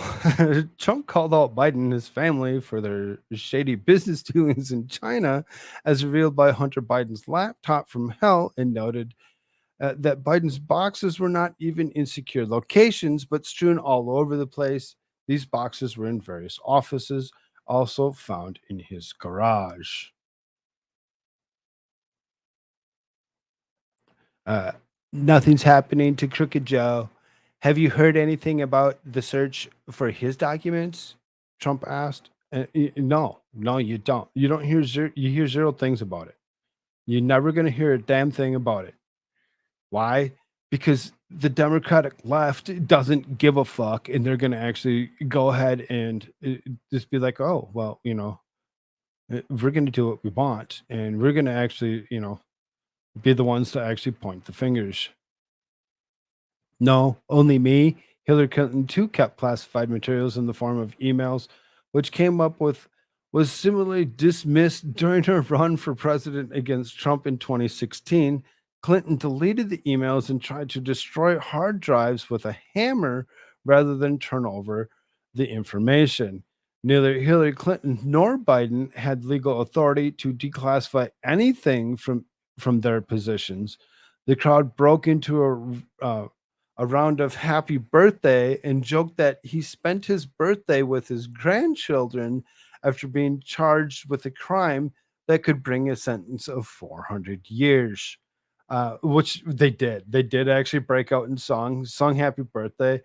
For it's this is still not quite the 14th for me. Still got about uh, 13 minutes, whatever, before that actually happens. That is actually his birthday here in this mountain time zone that I live in. You can see plenty of video to actually go along with that. In particular, you can actually find his speech almost anywhere, amazingly as it is. The Washington Post and the New York Times, Trump said, was been a beneficiary of illegal leaks from the DOJ and FBI, breaking.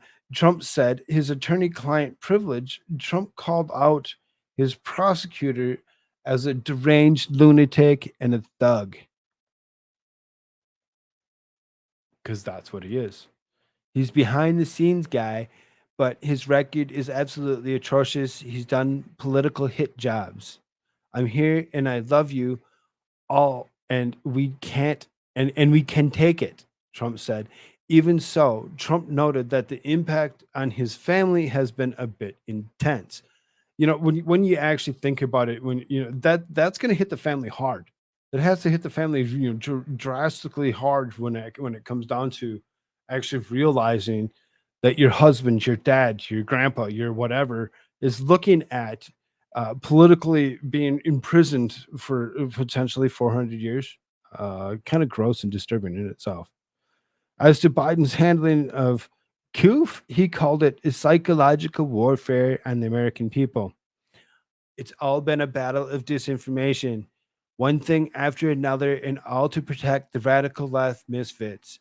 It's also no coincidence that these charges against me came down the very same day evidence revealed Joe Biden took a $5 million bribe.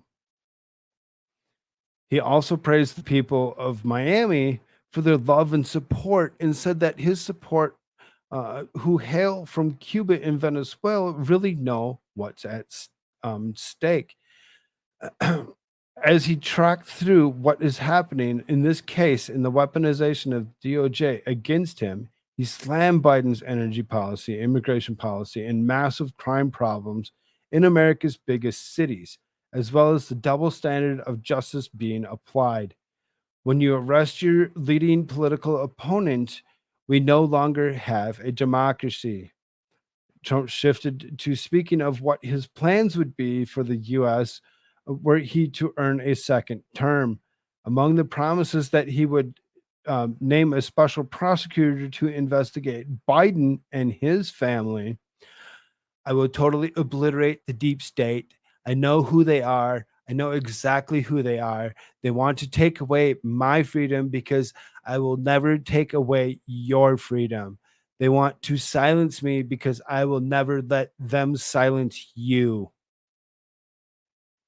Again, he loves the people, but people are ignorant to the point and they want to overlook all his words and everything that he's about and just be like, nah, he's just he's a political rival. We don't like him. And I'm the only one that can save the nation because they're coming after you, and I just happen to be standing in their way. And of course, Trump promised to make America great again. Of course he did. Of course he did, because that's what he does. So kind of move over to some other things here. I'm gonna have to actually adjust time frames because I don't know if 10 o'clock at night is actually working for me. I keep on coming up with more and more stuff to actually speak of. The voice gets me each time. I'm glad that it works for somebody. Seems this president taking millions from foreign countries should be worse and treated with more urgency than any paper any former president took or did not take. I agree. I agree so much, Michael Hagan. When it comes down to it, we should add those are the people that we should actually be looking at. Those are the ones that we should be looking at over and over again.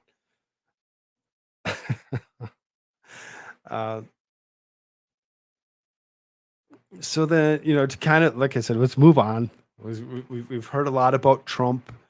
And if there's anything else that I kind of moved out of place for whatever reason, I did a pretty good job today of making sure everything was in one spot.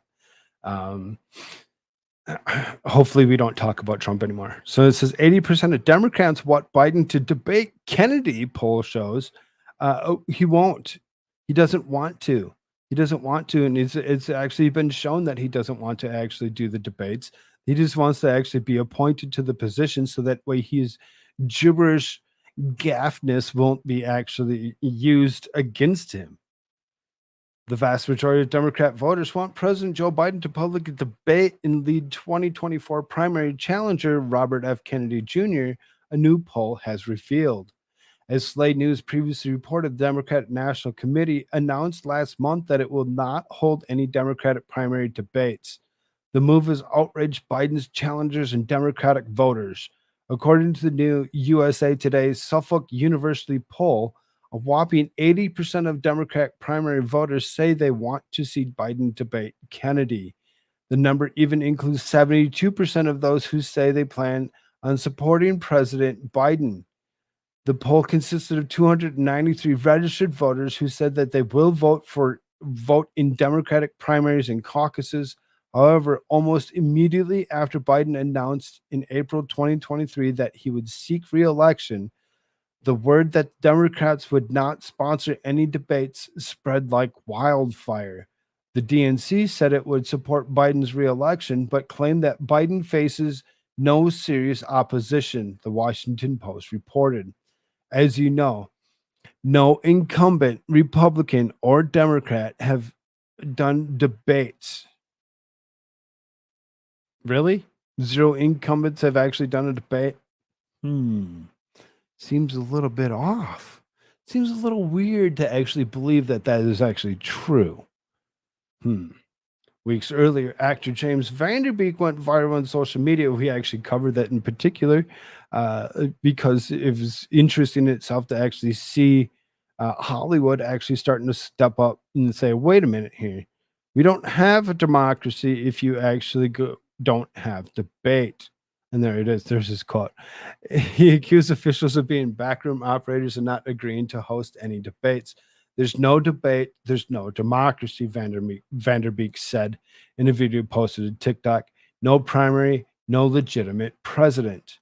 I don't believe that he's a legitimate president at this point in time either. I believe that we should impeach the potato. But, as far as that goes, he is the most legitimate president ever with the most votes. Isn't that something? Fucking A, right. DeSantis hits back hard at Biden.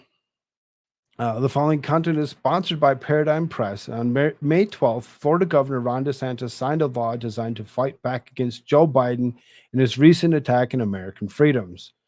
It began last year when Biden signed Executive Order 14067, a sneaky move that could put every U.S. citizen under legal government surveillance and give them unprecedented control over American bank accounts. That's why DeSantis took action last month. Biden's executive order, not a law, executive order, aims to increase government control over people's finances, and we will not allow it. In Florida, we value personal freedom and won't allow self interested elites to chip away at our liberty. It was another shrewd move by the presidential hopeful, who's been one of the leading opponents battling against the woke mob in his home state.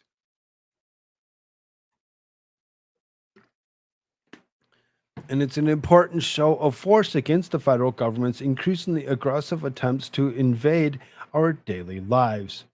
But he's not alone. Today, one of the world's leading macroeconomists has pulled back the curtain on Biden's shocking attempt to control every U.S. citizen, revealing all the surprising details in Biden's latest move, including exactly what you must do to protect your wealth, and even how to win big in the face of the government overreach. Biden's move is essentially a death warrant for American freedom. It sets the stage for unparalleled level of government intervention in our daily lives. And I doubt if even 1 in 1,000 Americans even knows it exists. We can do a poll here real quick. They didn't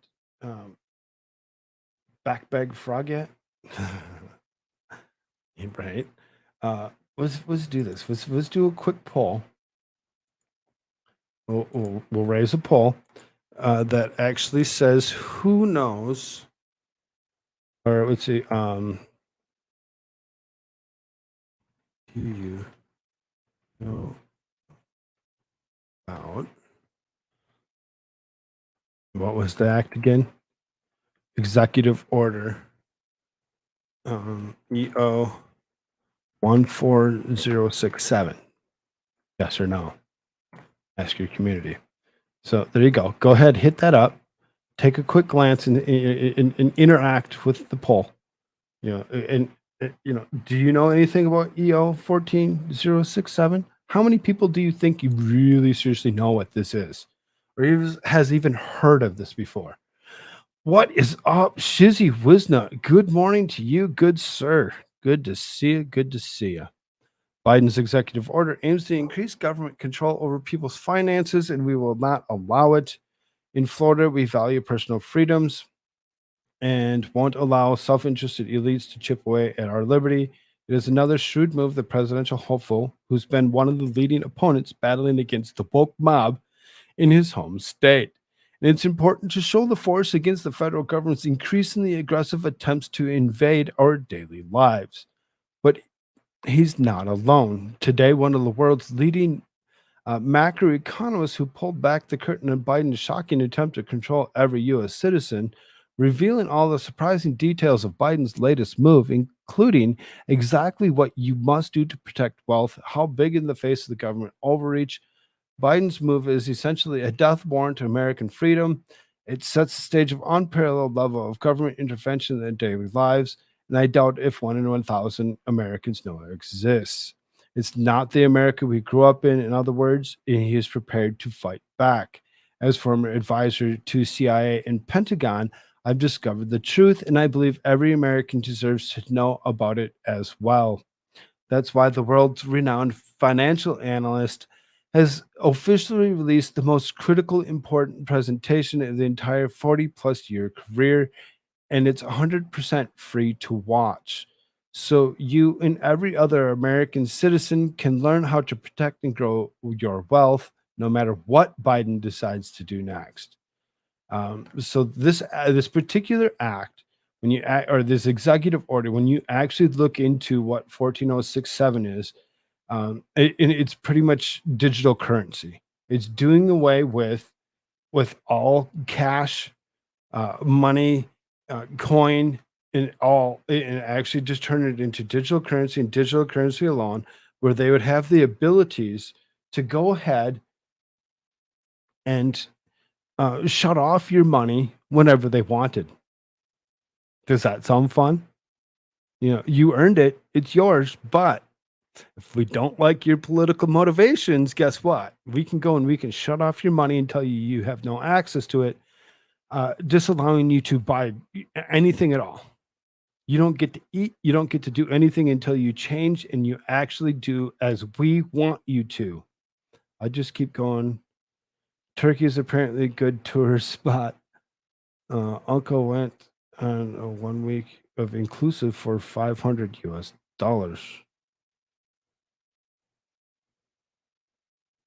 Interesting.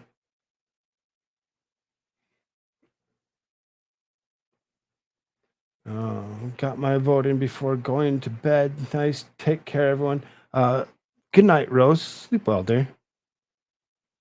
I'm going to end this poll here real quick. If anybody hasn't actually gone and hit that poll up, go ahead, do that real quick before we actually go ahead and walk away from this. It says there's 20 concurrent viewers and there's only 5 votes. 15 people. Go ahead and hit that real quick. We'll give you a short moment to actually do so before we do end the poll.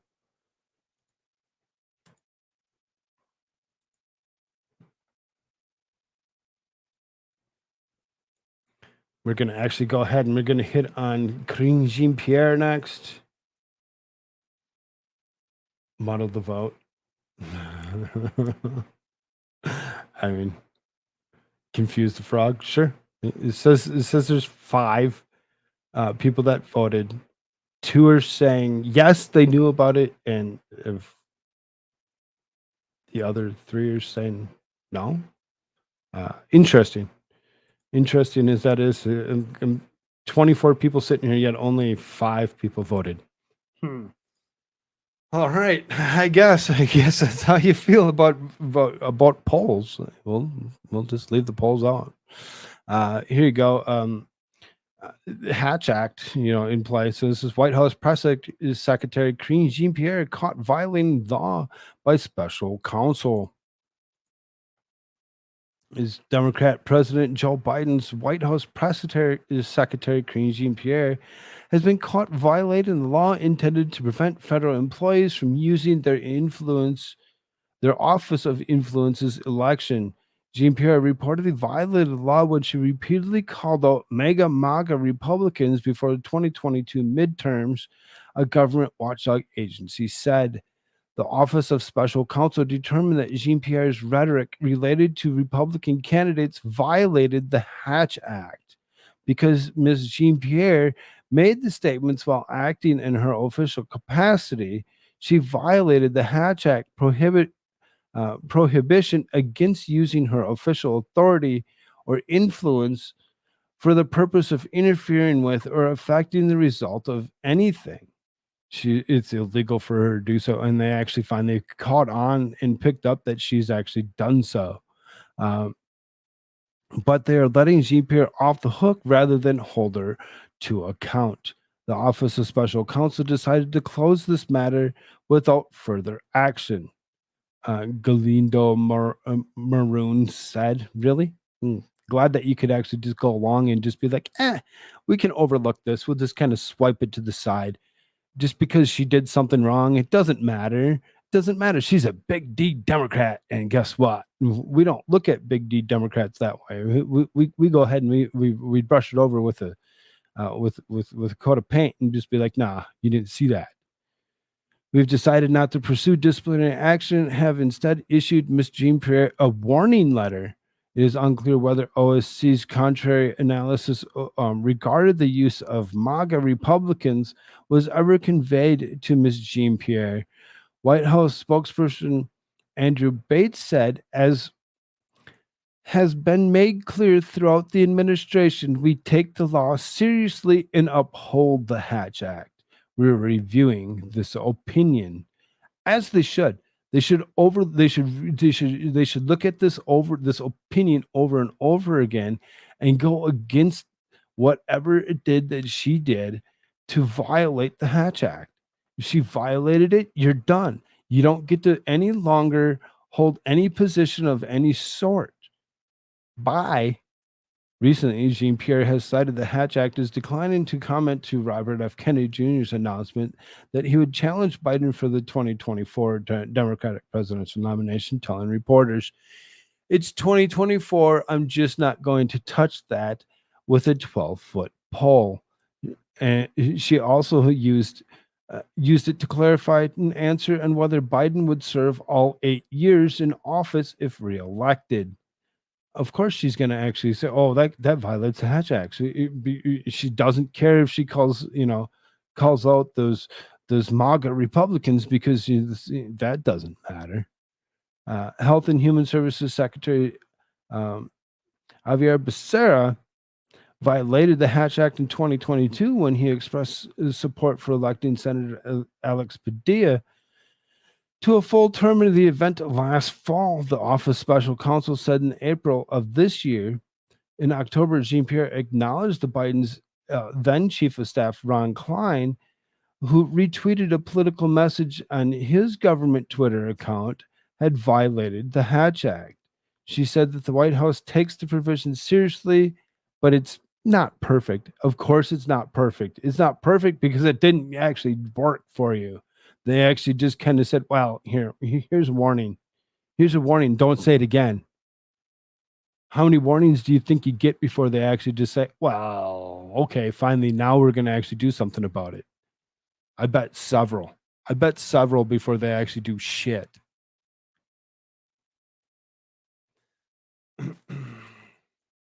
New email exposes client of Hunter visited with Vice President Biden Obama White House often. We're past the 2 hours. We really are. And when it comes down to it, looking at what is actually happening here and what is actually going on, this is the stuff that we're overlooking, and we're so involved. You notice I had 10 articles that were about Donald Trump. Oh, there's one about Biden. Okay. New revealed documents show that the client of Hunter Biden's new defunct firm visited the White House multiple times during the Obama administration, including visits with the Vice President Joe Biden and a top Biden aide. As noted by the New York Post, Nicholas Raython, a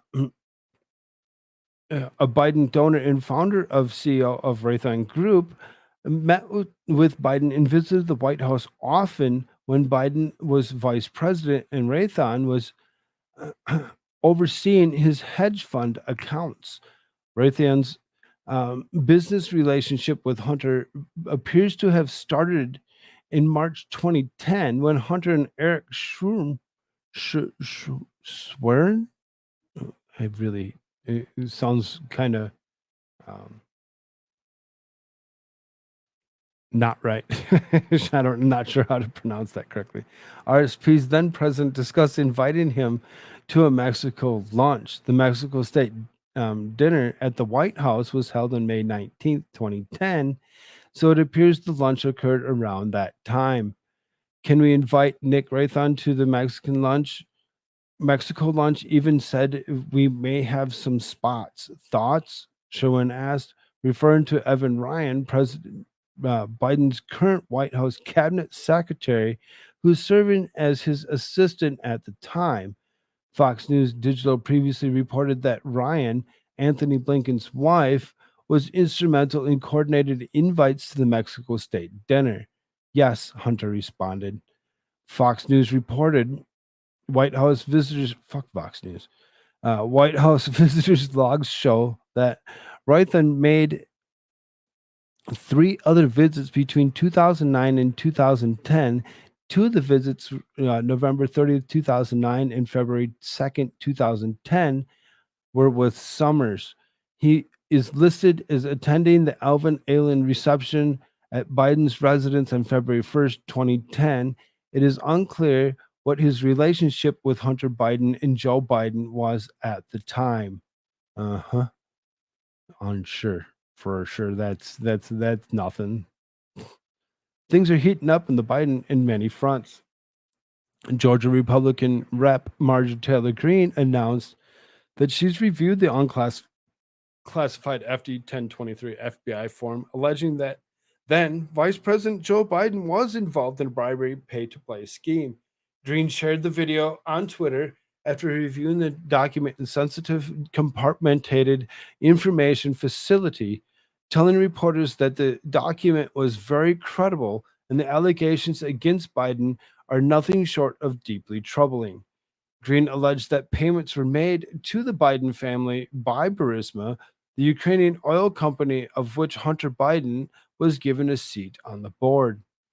Back in 2015 2016, Burisma was looking to buy a US based oil and gas company, and this came from being advised by Hunter Biden and his partners. Biden said Victor Shokin was corrupt. This was around the time this meeting, which was when Joe Biden and Vice President said that prosecutor Shokin was corrupt, Greene said. They hired Hunter on the board to make the problems go away. That's what specifically said. Hunter advised that they could raise more. I lost my spot. Specifically, Hunter advised that they could raise more money if they bought a U.S. company, and that's why they were being investigated by the prosecutor, Shokin. The informant was advising them, don't go this route. Why would you buy another U.S. company while you're under investigation? That's not a good idea, said Greene. He also said that he paid $5 million to one Biden and he paid $5 million to another Biden, and that was all a bribery to get Shokin fired and end the investigation into Burisma. Just, pay him off. Pay him off. Just give him some millions and millions of dollars, and everybody would just overlook it.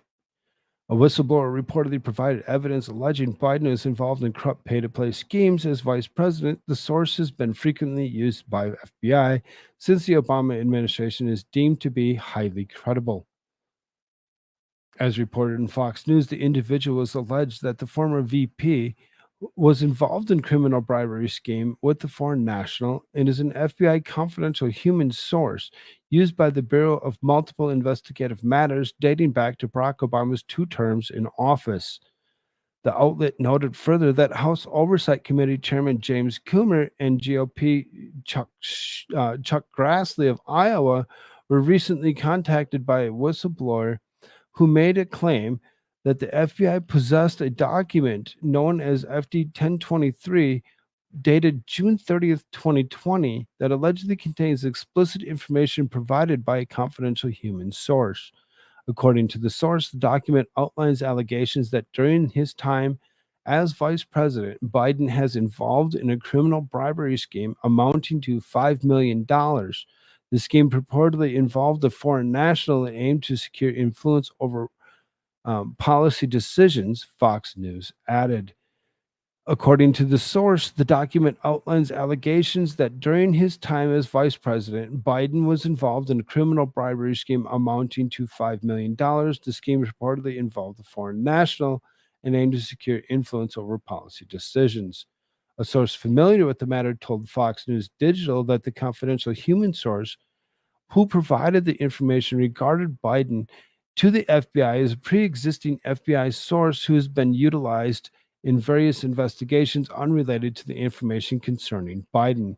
The source also told the outlet that the confidential human source has been used by the FBI for at least several years before the June 2020 FD 1023 form detailing the Biden allegations was even generated. The source also told Fox that confidential human source was consistently reviewed by the FBI and has always been found to be highly credible, who also took part in several investigations undertaken during the Obama administration. Why we keep on, covering FD 1023, this particular report that's actually come out, is because each day it seems as though there's a little bit more information that's leaked. Yesterday, we had no clue that there was 2 different versions of 2 different Bidens that each received over $5 million apiece.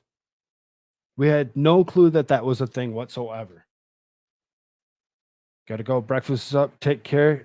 Later, Shizzy Wisnut. We'll talk to you as soon as you can. I mean, I haven't talked to you in a few days, so have a good one, brother.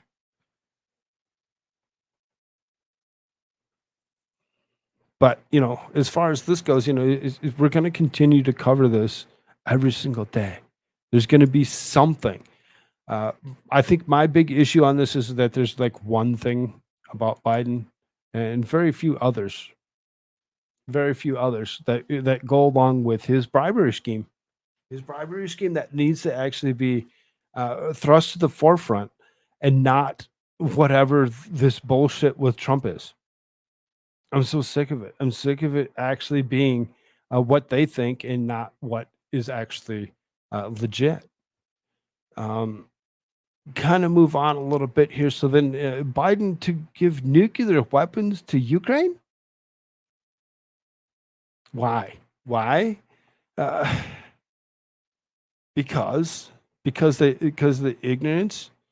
Just go ahead and give them more because we haven't given them enough already. An influential Washington, D.C. think tank is calling the Democrat President Joe Biden to provide Ukraine with nuclear weapons. The call is being led by Michael Rubin, senior official of American Enterprise Institution, the AEI, is one of the most influential D.C. policy shops. Rubin is calling on the Biden administration to deliver nuclear weapons to Ukraine to help the war-torn nation defend itself amid Russia's invasion. Because that's what we need to give some other country nukes. Just like here, a couple nuclear weapons for you. In a piece penned by Rubin, a senior fellow at AEI, a foreign policy expert, makes the case for arming Ukraine with nukes. He insists that Ukrainian government has the right to possess nuclear weapons as they would act as a means to prevent Russia from using nukes in Ukraine. Owning nukes prevents somebody else from using nukes. Mm-hmm. I don't believe that. I really seriously don't believe it. The proliferation mafia might howl with outrage, Rubin declares, by mocking the idea that there's any downside risk to arming Vladimir Zelensky's regime, describing Russian President Vladimir Putin, a man with 80+% approval rating in his country, as desperate and erratic. The AEI expert states, for Biden to question is now twofold: how to deter Russian use of tactical nuclear weapons and how to respond should he use them. The same strategy answers both. The simple fact is this, Rubin writes: United States maintains nuclear weapons because they're an effective deterrent against other nuclear states. Ukraine should have the same, right? No, Ukraine shouldn't have the same. Nuclear weapons, you get nuclear weapons, you get nuclear weapons, everyone gets nuclear weapons. No, stop it. Aside from pushing foreign policy, AEI has also recently pivoted into woke arenas such as transgender ideology normalization. Though employment and former FDA director turned Pfizer board member Scott Gottlieb, the AEI has also been shilling for the pharmaceutical industry. Mm-hmm. AEI's roadmap to reopening has published at the beginning of COVID pandemic. The so-called roadmap successfully convinced many policymakers to continue draconian measures while waiting for COVID shots to be rolled out to the public. The roadmap was drafted by officials from Pfizer and J&J, among other big pharma-funded lobbyists. The institution, best known for unapologetic advocacy for devastating wars in the 21st century, just cannot shake its thirst for human carnage. Unfortunately, AEI is hardly alone. Virtually all the major DC-based foreign policy think tanks fully support the Uniparty's indefinite war footing abroad. They're just like, do it. Go ahead. Send them some nukes. It's okay. It's okay if we go ahead and send nukes. We're good with that. How ridiculous. So then, when you actually look at it, you're like, oh, Belarus now hosts Russian nuclear weapons and says it would not hesitate to use them to deter aggression. Like I said, nukes for everyone. Let's just hand them out. It's okay. It's okay to hand them out. It's okay to hand them out as much as we want. It says Belarus now hosts Russian nuclear weapons and said that they would hesitate to use and deter aggression. Putin and allies haven't shied away from making nuclear threats since the reinvasion of Ukraine last year. The now Belarusian dictator Lukashenko has joined the club, saying he would not hesitate to use the weapons to deter aggression against his nation.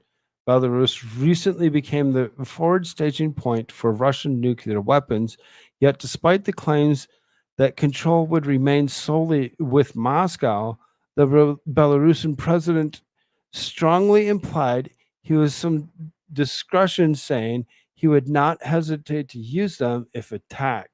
The concerning remarks from the self-styled dictator Alexander Lukashenko that his country would not accept aggression from abroad come ironically enough amid Russia's invasion of sovereign state of Ukraine, with Belarus's logistical help. Speaking of theoretical situation, where he would use nuclear weapons, Lukashenko said he didn't want to see not a single bastard set foot in Belarusian soil, and that if they did, the response will be immediate.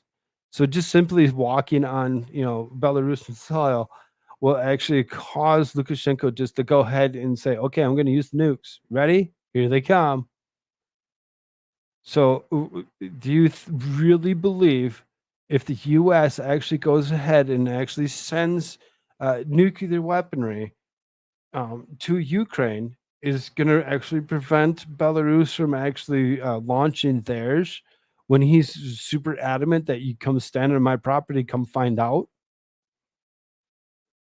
I don't believe that's actually going to happen. I really don't. I don't see it just us and being like, oh, never mind.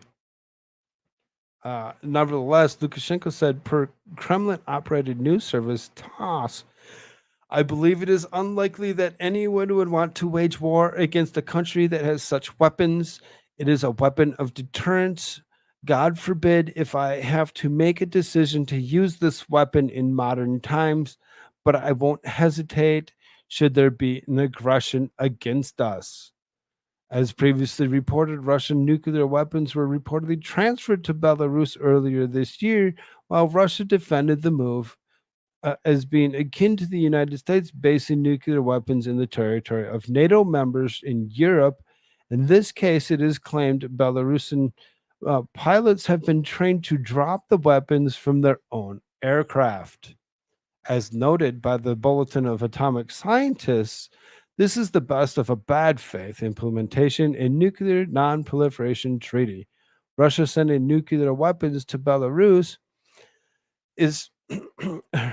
to Belarus in this way invalidates its long-standing position that all nations should only keep nuclear weapons in their own sovereign territory. This is the crux of Kremlin's agreement with the United States should withdraw nuclear weapons from Europe.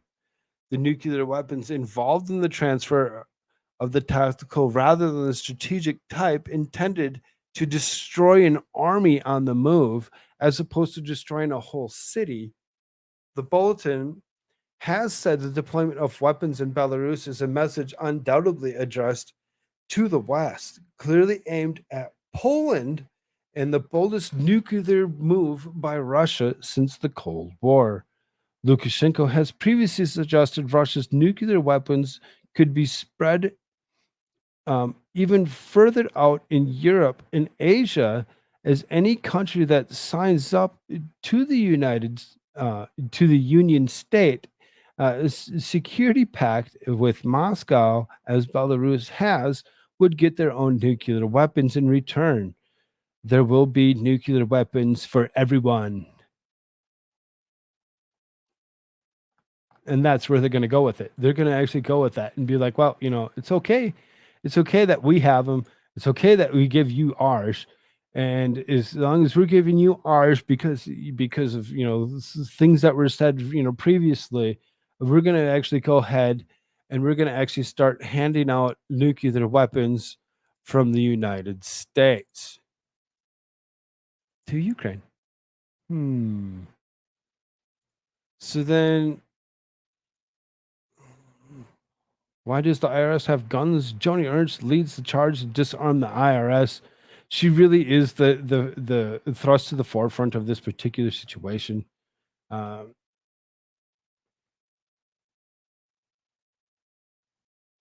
Billy, go stick your head in that snapper turtle hole.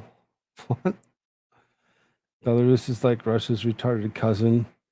They get to do things. Kind of seems that way, doesn't it? Kind of seems that way. Yes, the IRS in the United States is ridiculous here. It says U.S. Senator Joni Ernst is again taking action against literally weaponized bureaucracy by leading the charge in the upper chamber to ensure IRS is not using tax dollars from hardworking Americans to arm its employees, going beyond just that to disarm the taxman and move the IRS's investigation division over to the Justice Department. According to the Open the Books report released last month, the IRS has spent nearly $35 million since 2006 on firearms ammunition and tactical gear for its glorified and federally empowered account force, with some $10 million of that taxpayer-funded armament coming since just 2020. The last 3 years saw the IRS spending. You can hear the confusion in my mind, right? As I'm actually reading this, why in the world would the IRS accountants need ballistic shields, criminal? What in the world? Ballistic helmets, armored vests, $1 million in Smith and Wesson rifles, Beretta 1301 tactical shotguns. Why? What does the IRS need this for? To go after people for their money? Ah, there you go. To rob people. Huh. That's something fun.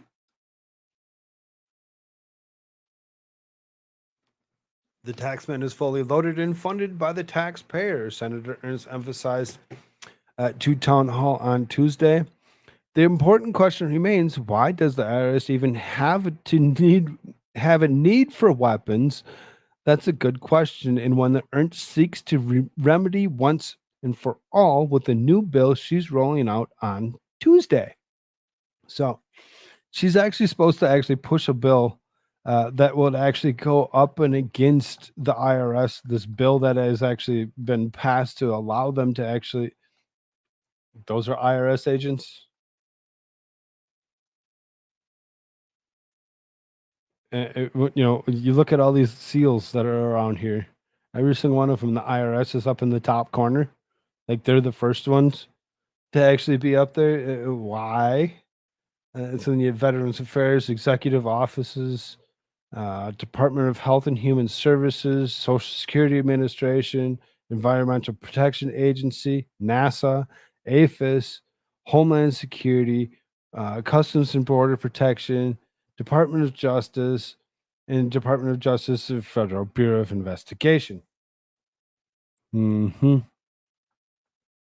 But yes, this is what your IRS agent should look like. Not khaki pants, not an office setting, but yes, with weapons and armored plated gear. That's exactly what they should look like. Hands up, give me your money.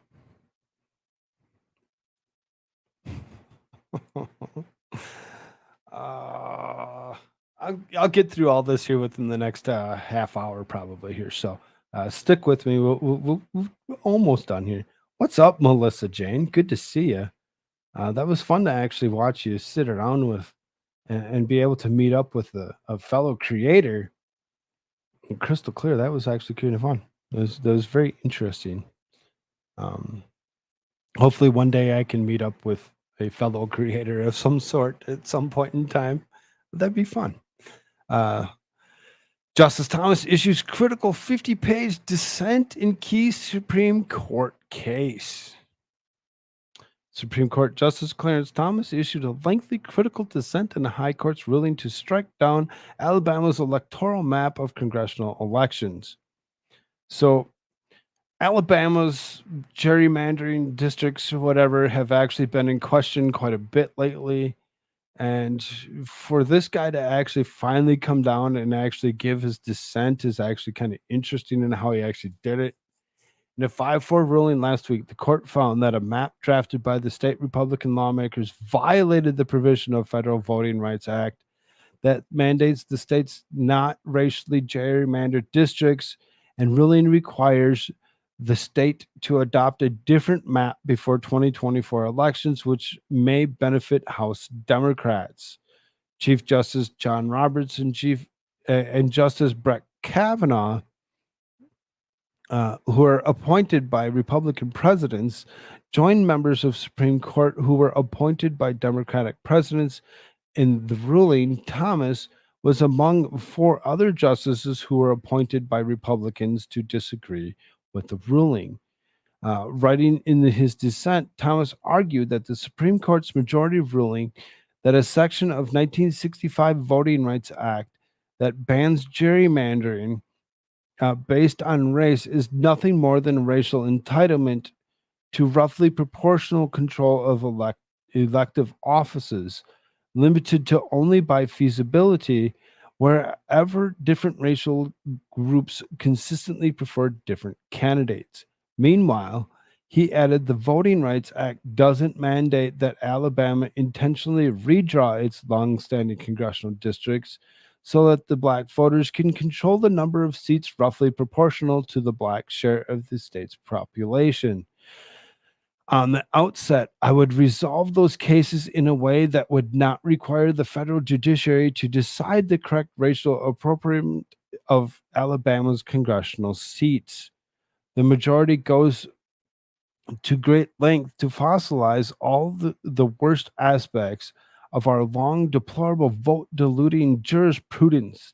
Thomas also wrote, adding that it virtually ignores Alabama's primary argument that whatever the benchmark is, it must be race neutral, choosing instead to technically, I don't even know what the heck that word is, joust the imaginary adversary. The majority ruling, writing for a majority, Roberts argued that the Supreme Court disagreed with Alabama lawyers' position to Section 2 of the Voting Rights Act. We are content to reject Alabama's invitation to change existing law, the Chief Justice wrote. We find Alabama's new approach in Section 2 compelling, neither in theory nor in practice.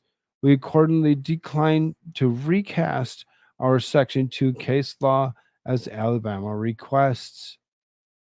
He also noted that there are concerns about Section 2 that may permissibly elevate race of the allocation of political power within the states, adding that racial gerrymandering, even for remedial purposes, may balkanize us into competing racial factions. It threatens to carry us further from the goal of a political system in which race no longer matters.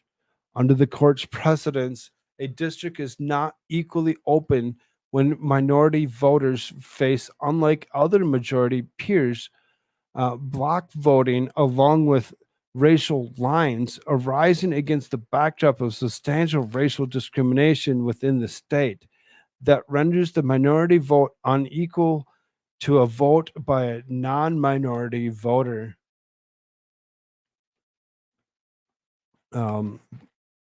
I'm so glad that they actually know the difference between a minority and a non-minority voter. Kavanaugh wrote that preceding case helped determine that Alabama's arguments were incorrect. But as this court has long recognized, and as all members of this court today agree, The text of Section 2 establishes the effects test, not an intent test. And the effects test requires certain circumstances that courts account for the race of voters so as to prevent the cracking or packing, whether intentional or not, of large and geographically compact minority populations. Evan Milligan, a black voter and the lead plaintiff in the lead plaintiff in the case, said that ruling was a victory for democracy and African Americans. We are grateful that the Supreme Court upheld what we knew to be true, that everyone deserves to have their vote matter and their voice heard. Today is the win for democracy and freedom, not just in Alabama, but across the United States. Alabama Republican Party Chairman John Wall wrote in a statement that state lawmakers would comply with the ruling regardless of our disagreement with the court's decision. We are confident that Alabama legislature will redraw district lines that ensure that people of Alabama are represented by members who share their beliefs while following the requirements of applicable law. How do you get to the point of this? How do you get to point of that if you don't actually do exactly what they had attempted to do, which was called racial gerrymandering? Seriously, not going to get that. Just because you think that it's okay for one racial group to actually not get what they want doesn't mean that the other racial group shouldn't get what they want as well. So for the ridiculousness of it to actually go along with whatever they're trying to push in Alabama, I believe it's wrong. I believe it's wrong on all levels. Regardless to the gerrymandering, it shouldn't be racial. It should be by income level, by poverty levels. Because when you actually think about it, that's what it is. It's not racial, it's poverty. It's always been poverty. It's always been the poverty level. I grew up in poverty. So growing up in poverty and actually think about it, you really seriously, I was a Democrat forever until I opened my eyes and I started reading things and actually paying attention to what they actually meant. Steve Marshall, the state's attorney general, said that he expects to continue to defend challenge map in federal courts, including the full trial. Although the majority's decision is disappointing, this case is not over, Marshall said in a statement. Separately, the Supreme Court in the fall will hear South Carolina's appeal on the lower court ruling that found Republican lawmakers allegedly stripped black voters from a district to make it safer for a Republican candidate. That case also could lead to a redrawn map in South Carolina, where 6 U.S. House members are Republicans and 1 is a Democrat. And that's the only reason that they would actually look at it anything different is because of the numbers. They're like, oh, wait a minute, there's 6 Republicans, only 1 Democrat. We need to change that. We need to change that now. We need to redraw the lines to actually make it seem that's not that way. So we can get more Democrats. No, we don't need any more Democrats. They're freaking dumb as shit, in my opinion. This one I'm going to actually skim through pretty quick here because this is it's something that's kind of disturbing in itself or whatever. So it's the state sending tax rebates and stimulus checks. The federal government had actually cut off stimulus checks when it come to COOF stuff or whatever. But it seems as though several states, look at that. Oh, there's Alabama, California. We can just actually look at these states real quick. Colorado. Oh, yeah. Second, California. Georgia. You don't say. Maine. Oh, yeah. There you go. Montana. For whatever reason, there you go. New Mexico. For whatever reason, each one of these states, Pennsylvania, is going to go ahead. South Carolina. We've heard these states' names over and over again. Virginia. These are the same states that are sitting there going around and saying, oh, racial this, racial that, it's this, that, and the other that go against it or whatever. And you actually look at every single one of these states that are actually still handing out stimulus checks to sit on your butt. Mimsy, yeah, right. A particular state you'd like me to hit on, Mims? I'll totally do that. I'll go look up whatever it is that you'd like me to look at. What I'm looking at in a whole is after actually reading about the last thing about, certain states actually saying, oh, well, we don't like how, things are gerrymandered. We want to change that so that way we can get more Democrats. Democrats are still handing out money. Democrats are still handing out money to whoever they want to go ahead and actually allow them to continue to sit on their ass, making the dollar bill even more worthless than it already had been. Stop handing out money. You can't continue to print money for no reason. I missed your stream today. Oh, Melissa Janes. Some of these swing states. Exactly. You really seriously take into consideration each one of these states and actually think about what has happened in each one of these states over and over again. Some of these states, when you actually look at them, have been over contested. They've been talking about gerrymander lines over and over again, and it's gone to the point where they're actually just going ahead and handing out money to Democrats to sit on their ass and not look.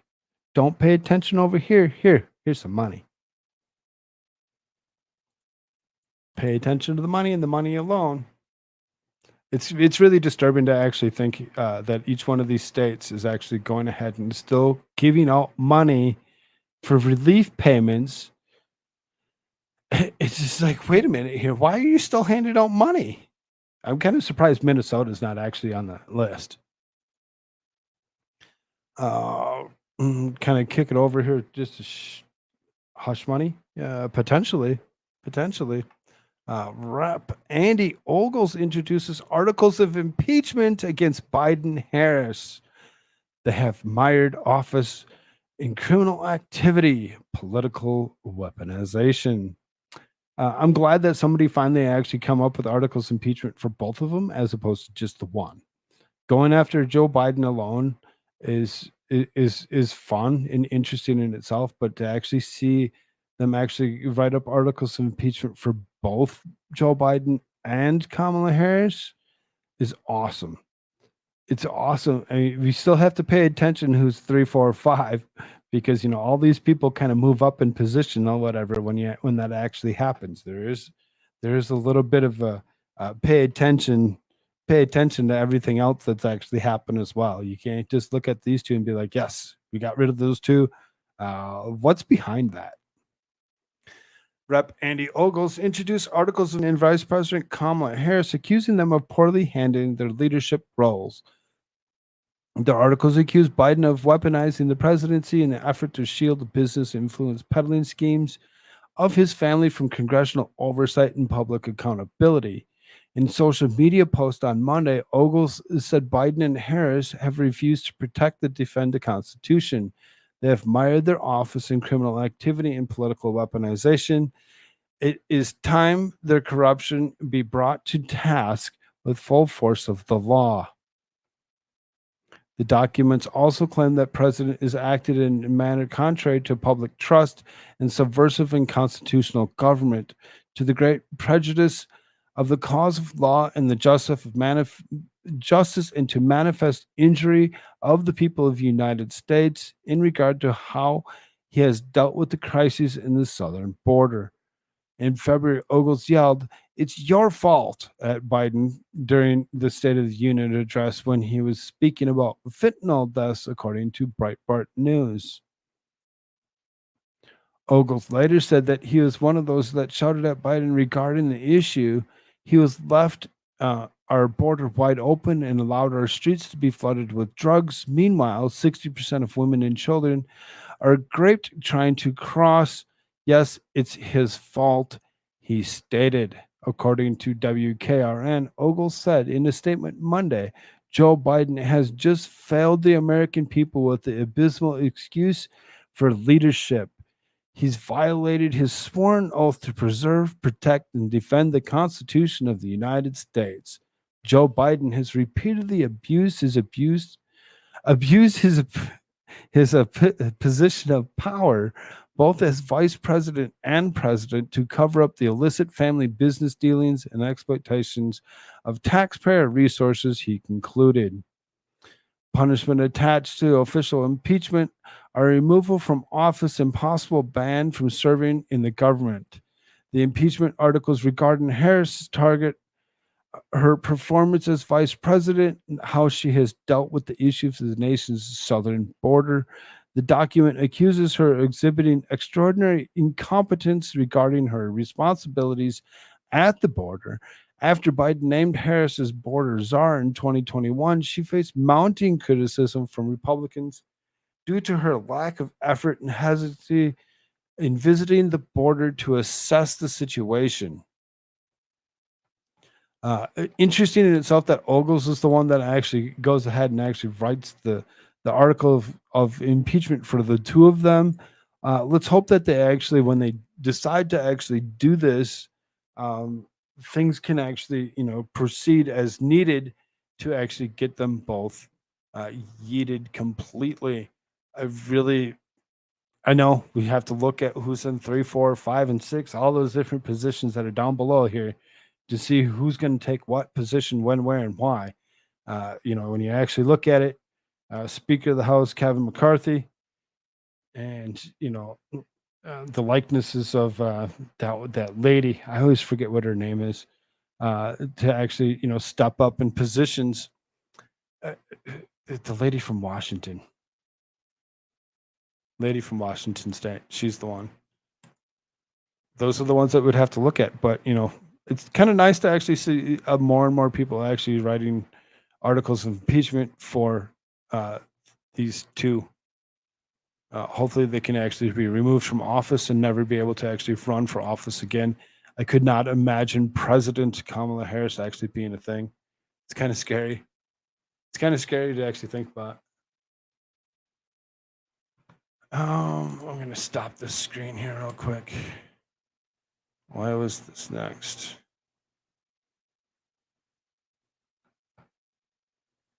That was out of place. I'm going to actually close that. And these last two articles that I really have here, we'll bring these ones back up and continue for a short bit. Now you should be at this top of this 3 hours here.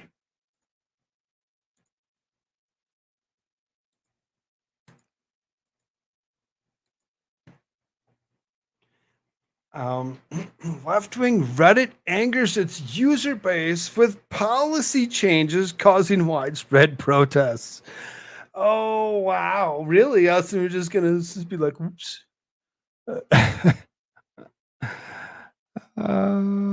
Too bad. Didn't that suck? Self-proclaimed front page of the internet, Reddit has seen hundreds of notoriously left-wing platforms, most popular subreddits, go private in response to recent policy changes resulting in a shutdown of multiple third-party apps. The Washington Post reports that the leftist social media platform Reddit recently announced a new policy requiring third-party apps to pay for access to the application programming interface, which has caused a great deal of controversy. Developers and users have reacted negatively to the change, which is scheduled to go into effect on July 1st. As a result, there is an ongoing blackout protest and the shutdown of several popular subreddits. Reddit announced 2 months ago that third-party apps which give users access to Reddit through various interfaces would have to start paying to access its API. The business claimed that roughly 10% of the apps that make significant requests for Reddit data would be subject to new pricing. Apollo, A free Reddit browser responded to the policy changes by announcing it would shut down operation prior to the policy's implementation. The change would cost $20 million a year because his app made roughly 7 billion requests for Reddit data each month. Said Apollo developer Christian Selig is Sync and Riff, two additional browsing applications, also announced closure plans by the end of the month. The policy change is defended by Reddit's co-founder and CEO Steve Huffman, who claimed it was essential for the business's long-term financial viability. Reddit needs to be a self-sustaining business, and to do that, it can no longer subsidize commercial entities that require large-scale data use, Huffman explained in a post. The new regulation, however, has not been well received by all. Third-party apps, according to developers and some Reddit users, are essential resources for both users and moderators. They started a 48-hour blackout in protest, turning hundreds of subreddits private. Reddit relies on volunteer work for moderators to run the subsections of its site known as subreddits. Subreddits hold all the content that users come to the site to view and interact with. Concerns were raised as Sarah Gilbert, a postdoctoral associate of Cornell University and expert in Reddit. We all want Reddit to succeed, and if that means having to monetize through the API, that's not the issue. The issue is doing it in a way that enables people to moderate and use Reddit freely, Gilbert said. She also co-moderates Ask Historians, which participated in the blackout. One of the unexpected outcomes of the subreddit blackout is the effect it has had in the search engines like Google. In its current state, finding instructions for real content on Google has become extremely hard, leading many users to add plus Reddit to the end of their search terms. For example, how to update my MacBook plus Reddit. In order to receive instructions from actual people on how to complete certain tasks. Due to the subreddit blackout, these methods of finding information has become obsolete. Reddit has become notorious for its extreme left-wing bent. The company permanently banned the Donald, a popular forum for supporters of Donald Trump, as Breitbart News previously reported. Reddit CEO Steve Huffman announced on Monday that the company has banned the Donald, which is at one point to 790,000 subscribers, over allegedly failing to meet basic exceptions regarding content moderation. Huffman said in the crackdown, he was part of closing the gap between our values and our policies to explicitly address hate. All communities on Reddit must abide by our content policy in good faith.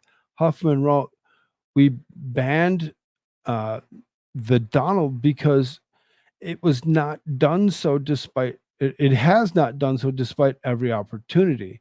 To be clear, views across the political spectrum are allowed on Reddit, but all communities must work within our policies to do so in good faith without exception. I found it very difficult I bet it's going to be very difficult for very, very many people to actually continue to use Reddit in itself without proper knowledge on how to actually use Reddit. And I find it very interesting that they actually consider Reddit a left-wing platform in itself, as it does have the tendency to kind of lean that way, as they remove things like the Donald API, the underworkings of developer the dev things that allow other software to make use of Reddit's database. Yep, exactly. It's when you actually think about it, so if you're unable to use small other software devices or whatever to actually go ahead and access Reddit's in any other shape, way, or form without them actually paying to actually be able to do so, will those other those APIs, will they actually start charging the customer base for that use to actually pay for what it would take to actually get that to come up? Um, or are we going to actually watch Reddit actually just kind of cease to exist? It's very interesting to actually think about, and you know, fun in itself. Maybe disturbing to some. I don't know. I don't really use Reddit, so for me, it's just like whatever. Of course, they'll just pass the buck. Yeah, and that's what I was thinking. Is they're just going to go after the customer base and say, well, if you want to use our API to actually access Reddit, you pay us so much money. We'll allow you to actually do so. I don't see it being healthy for Reddit in itself, and for places to start charging you to browse the internet more than you already do because you pay a service provider. It's kind of disturbing in itself. There's too much money not to try to squeeze. You think so? I don't use Reddit, but charge current users. Hmm. Yeah, it's kind of fun to actually think about, and we'll be paying attention to see what happens here in the near future as this is due to roll out really soon here. I read it is great hoard of info, but mods ruin everything. They had like a dozen Reddit accounts banned for nothing. Yeah, I bet. I bet. That should affect quite a few people in itself.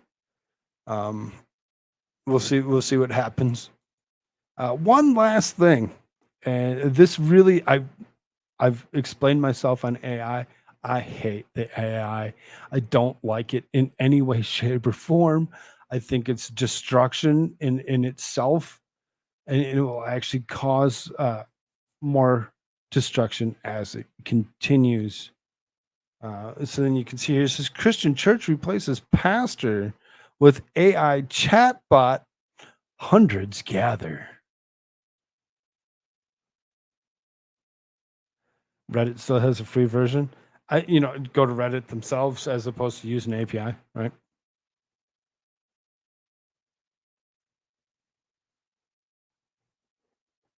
So, when is this dated? Today? Yep, today. Hundreds have gathered at a Christian church after a pastor is replaced with an artificial intelligence chatbot for its service. The Friday sermon at St. Paul's Church in Fürth, Germany, was delivered by an AI chatbot, ChatGPT. The chatbot replaced a human pastor and was presented as a black man with a beard on a large screen above the altar of the Evangelical Church of Bavaria. Claiming to be a steward of God, the AI chatbot told the congregation not to fear death, according to the Associated Press. Don't fear death. I mean, if you're going to fear death, you're really going to have a long, disturbing life. Anyway, you shouldn't be something that you should be really afraid of, as we all eventually do die. It is a thing. Dear friends, it is an honor for me to stand here and preach to you as the first artificial intelligence at this year's convention of Protestants in Germany. And the AI avatar said, the service, which is attended by more than 300 people, lasted 40 minutes and featured prayers and music in addition to the sermon.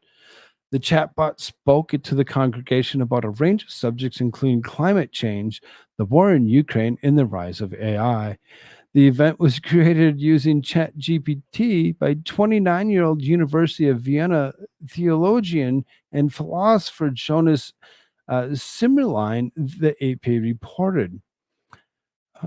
I conceived this service, but actually rather accompanied it, because I would say about 98% comes from the machine. The service was part of the Deutsche Event what the Deutsche I don't even know what this even is right here. This is the name of whatever. I'm assuming I just can't read it. Popular biennial event that occurs in Nuremberg and nearby Fürth and attracts tens of thousands of Christians. This year's event ran from Wednesday to Sunday. Now is the time is the theme of this year's gathering. Similarly noted that now is the time was one of the phrases he gave ChatGPT when he asked the AI bot to write the sermon. I told the artificial intelligence we're at a church congress. You are a preacher. What would a church service look like? Said Simmerline. He revealed that chatbot was also used to create psalms, prayers, and a concluding blessing in the sermon. Simmerline said ChatGPT ended up providing a pretty solid church service. The chatbot sermon reportedly told the Christian flock that maintaining faith in Jesus Christ means leaving the past behind, paying attention to the present, and not being afraid of death. 4 different AI avatars took turns leading the service and reportedly drew laughter at times for their monotonous deadpan delivery. I bet. That's kind of why I don't like the AI. There was no heart and no soul, Hydrus Schmidt 54 told the AP in the service. The avatars showed no emotions at all, had no body language, and were talking so fast and monotonously that it was very hard for me to concentrate on what they said. But maybe it's different for younger generations who grew up with all of this, she added. Similarly noted that no human interaction was able to take place between the chatbot and the congregation. The pastors in the congregation, she lives with them. She buries the people. She knows them from the beginning, Simmerline said. Artificial intelligence cannot do that. It does not know the congregation. It doesn't even know when a baby cries. It has no clue what is actually happening in the church for it to actually interact. It's not interacting. It's just going ahead and it's going to spew, and it's not going to go along with anything that's actually happening in the moment. The Slay News recently reported a top official of the World Economic Forum has called the religious scripture to be rewritten by artificial intelligence to create a globalized new Bible. Yuval Noah Harari, the senior advisor of the WEF, and its chairman, Klaus Schwab, argues that using AI to replace scriptures will create unified religions that are actually correct. Sure, right. We're just going to all listen to the bot. You ready? You ready for the ridiculousness to continue? Harari, an influential author and professor, made the call while giving the talk to Future of Humanity. According to Harari, the power of AI can be harnessed and used to reshape spirituality into the WEF's globalist vision of equity and inclusivism. Equity. That's what we need. That's what we need. We need the AI to go ahead and continue to disrupt this world as we live. That's so fun and great. That's a great thing to wrap up on. Right. Correct religion? LOL. Exactly. Deadpan has soul. It's just black. Good one, Moose. So, it's scary to actually think that, AI could actually be that much of the future, that it would actually be rewriting, correcting our religion, and trying to actually fix us and move us along to that. All that being said, thank you all so very, very much for joining me here tonight. If you haven't done so already, please hit the like button. Share this out to all the places that you like to actually share things to. Let them know where you like to hang out. If you like what you've seen, please hit the like button. one. If you don't like what you see, hit the like button and leave a comment. Leave a comment down below and let me know what you think I should do next time, better, however, whatever. Again, thank you all so very, very much for being here. Love you all. Later. I don't want to live on this planet anymore.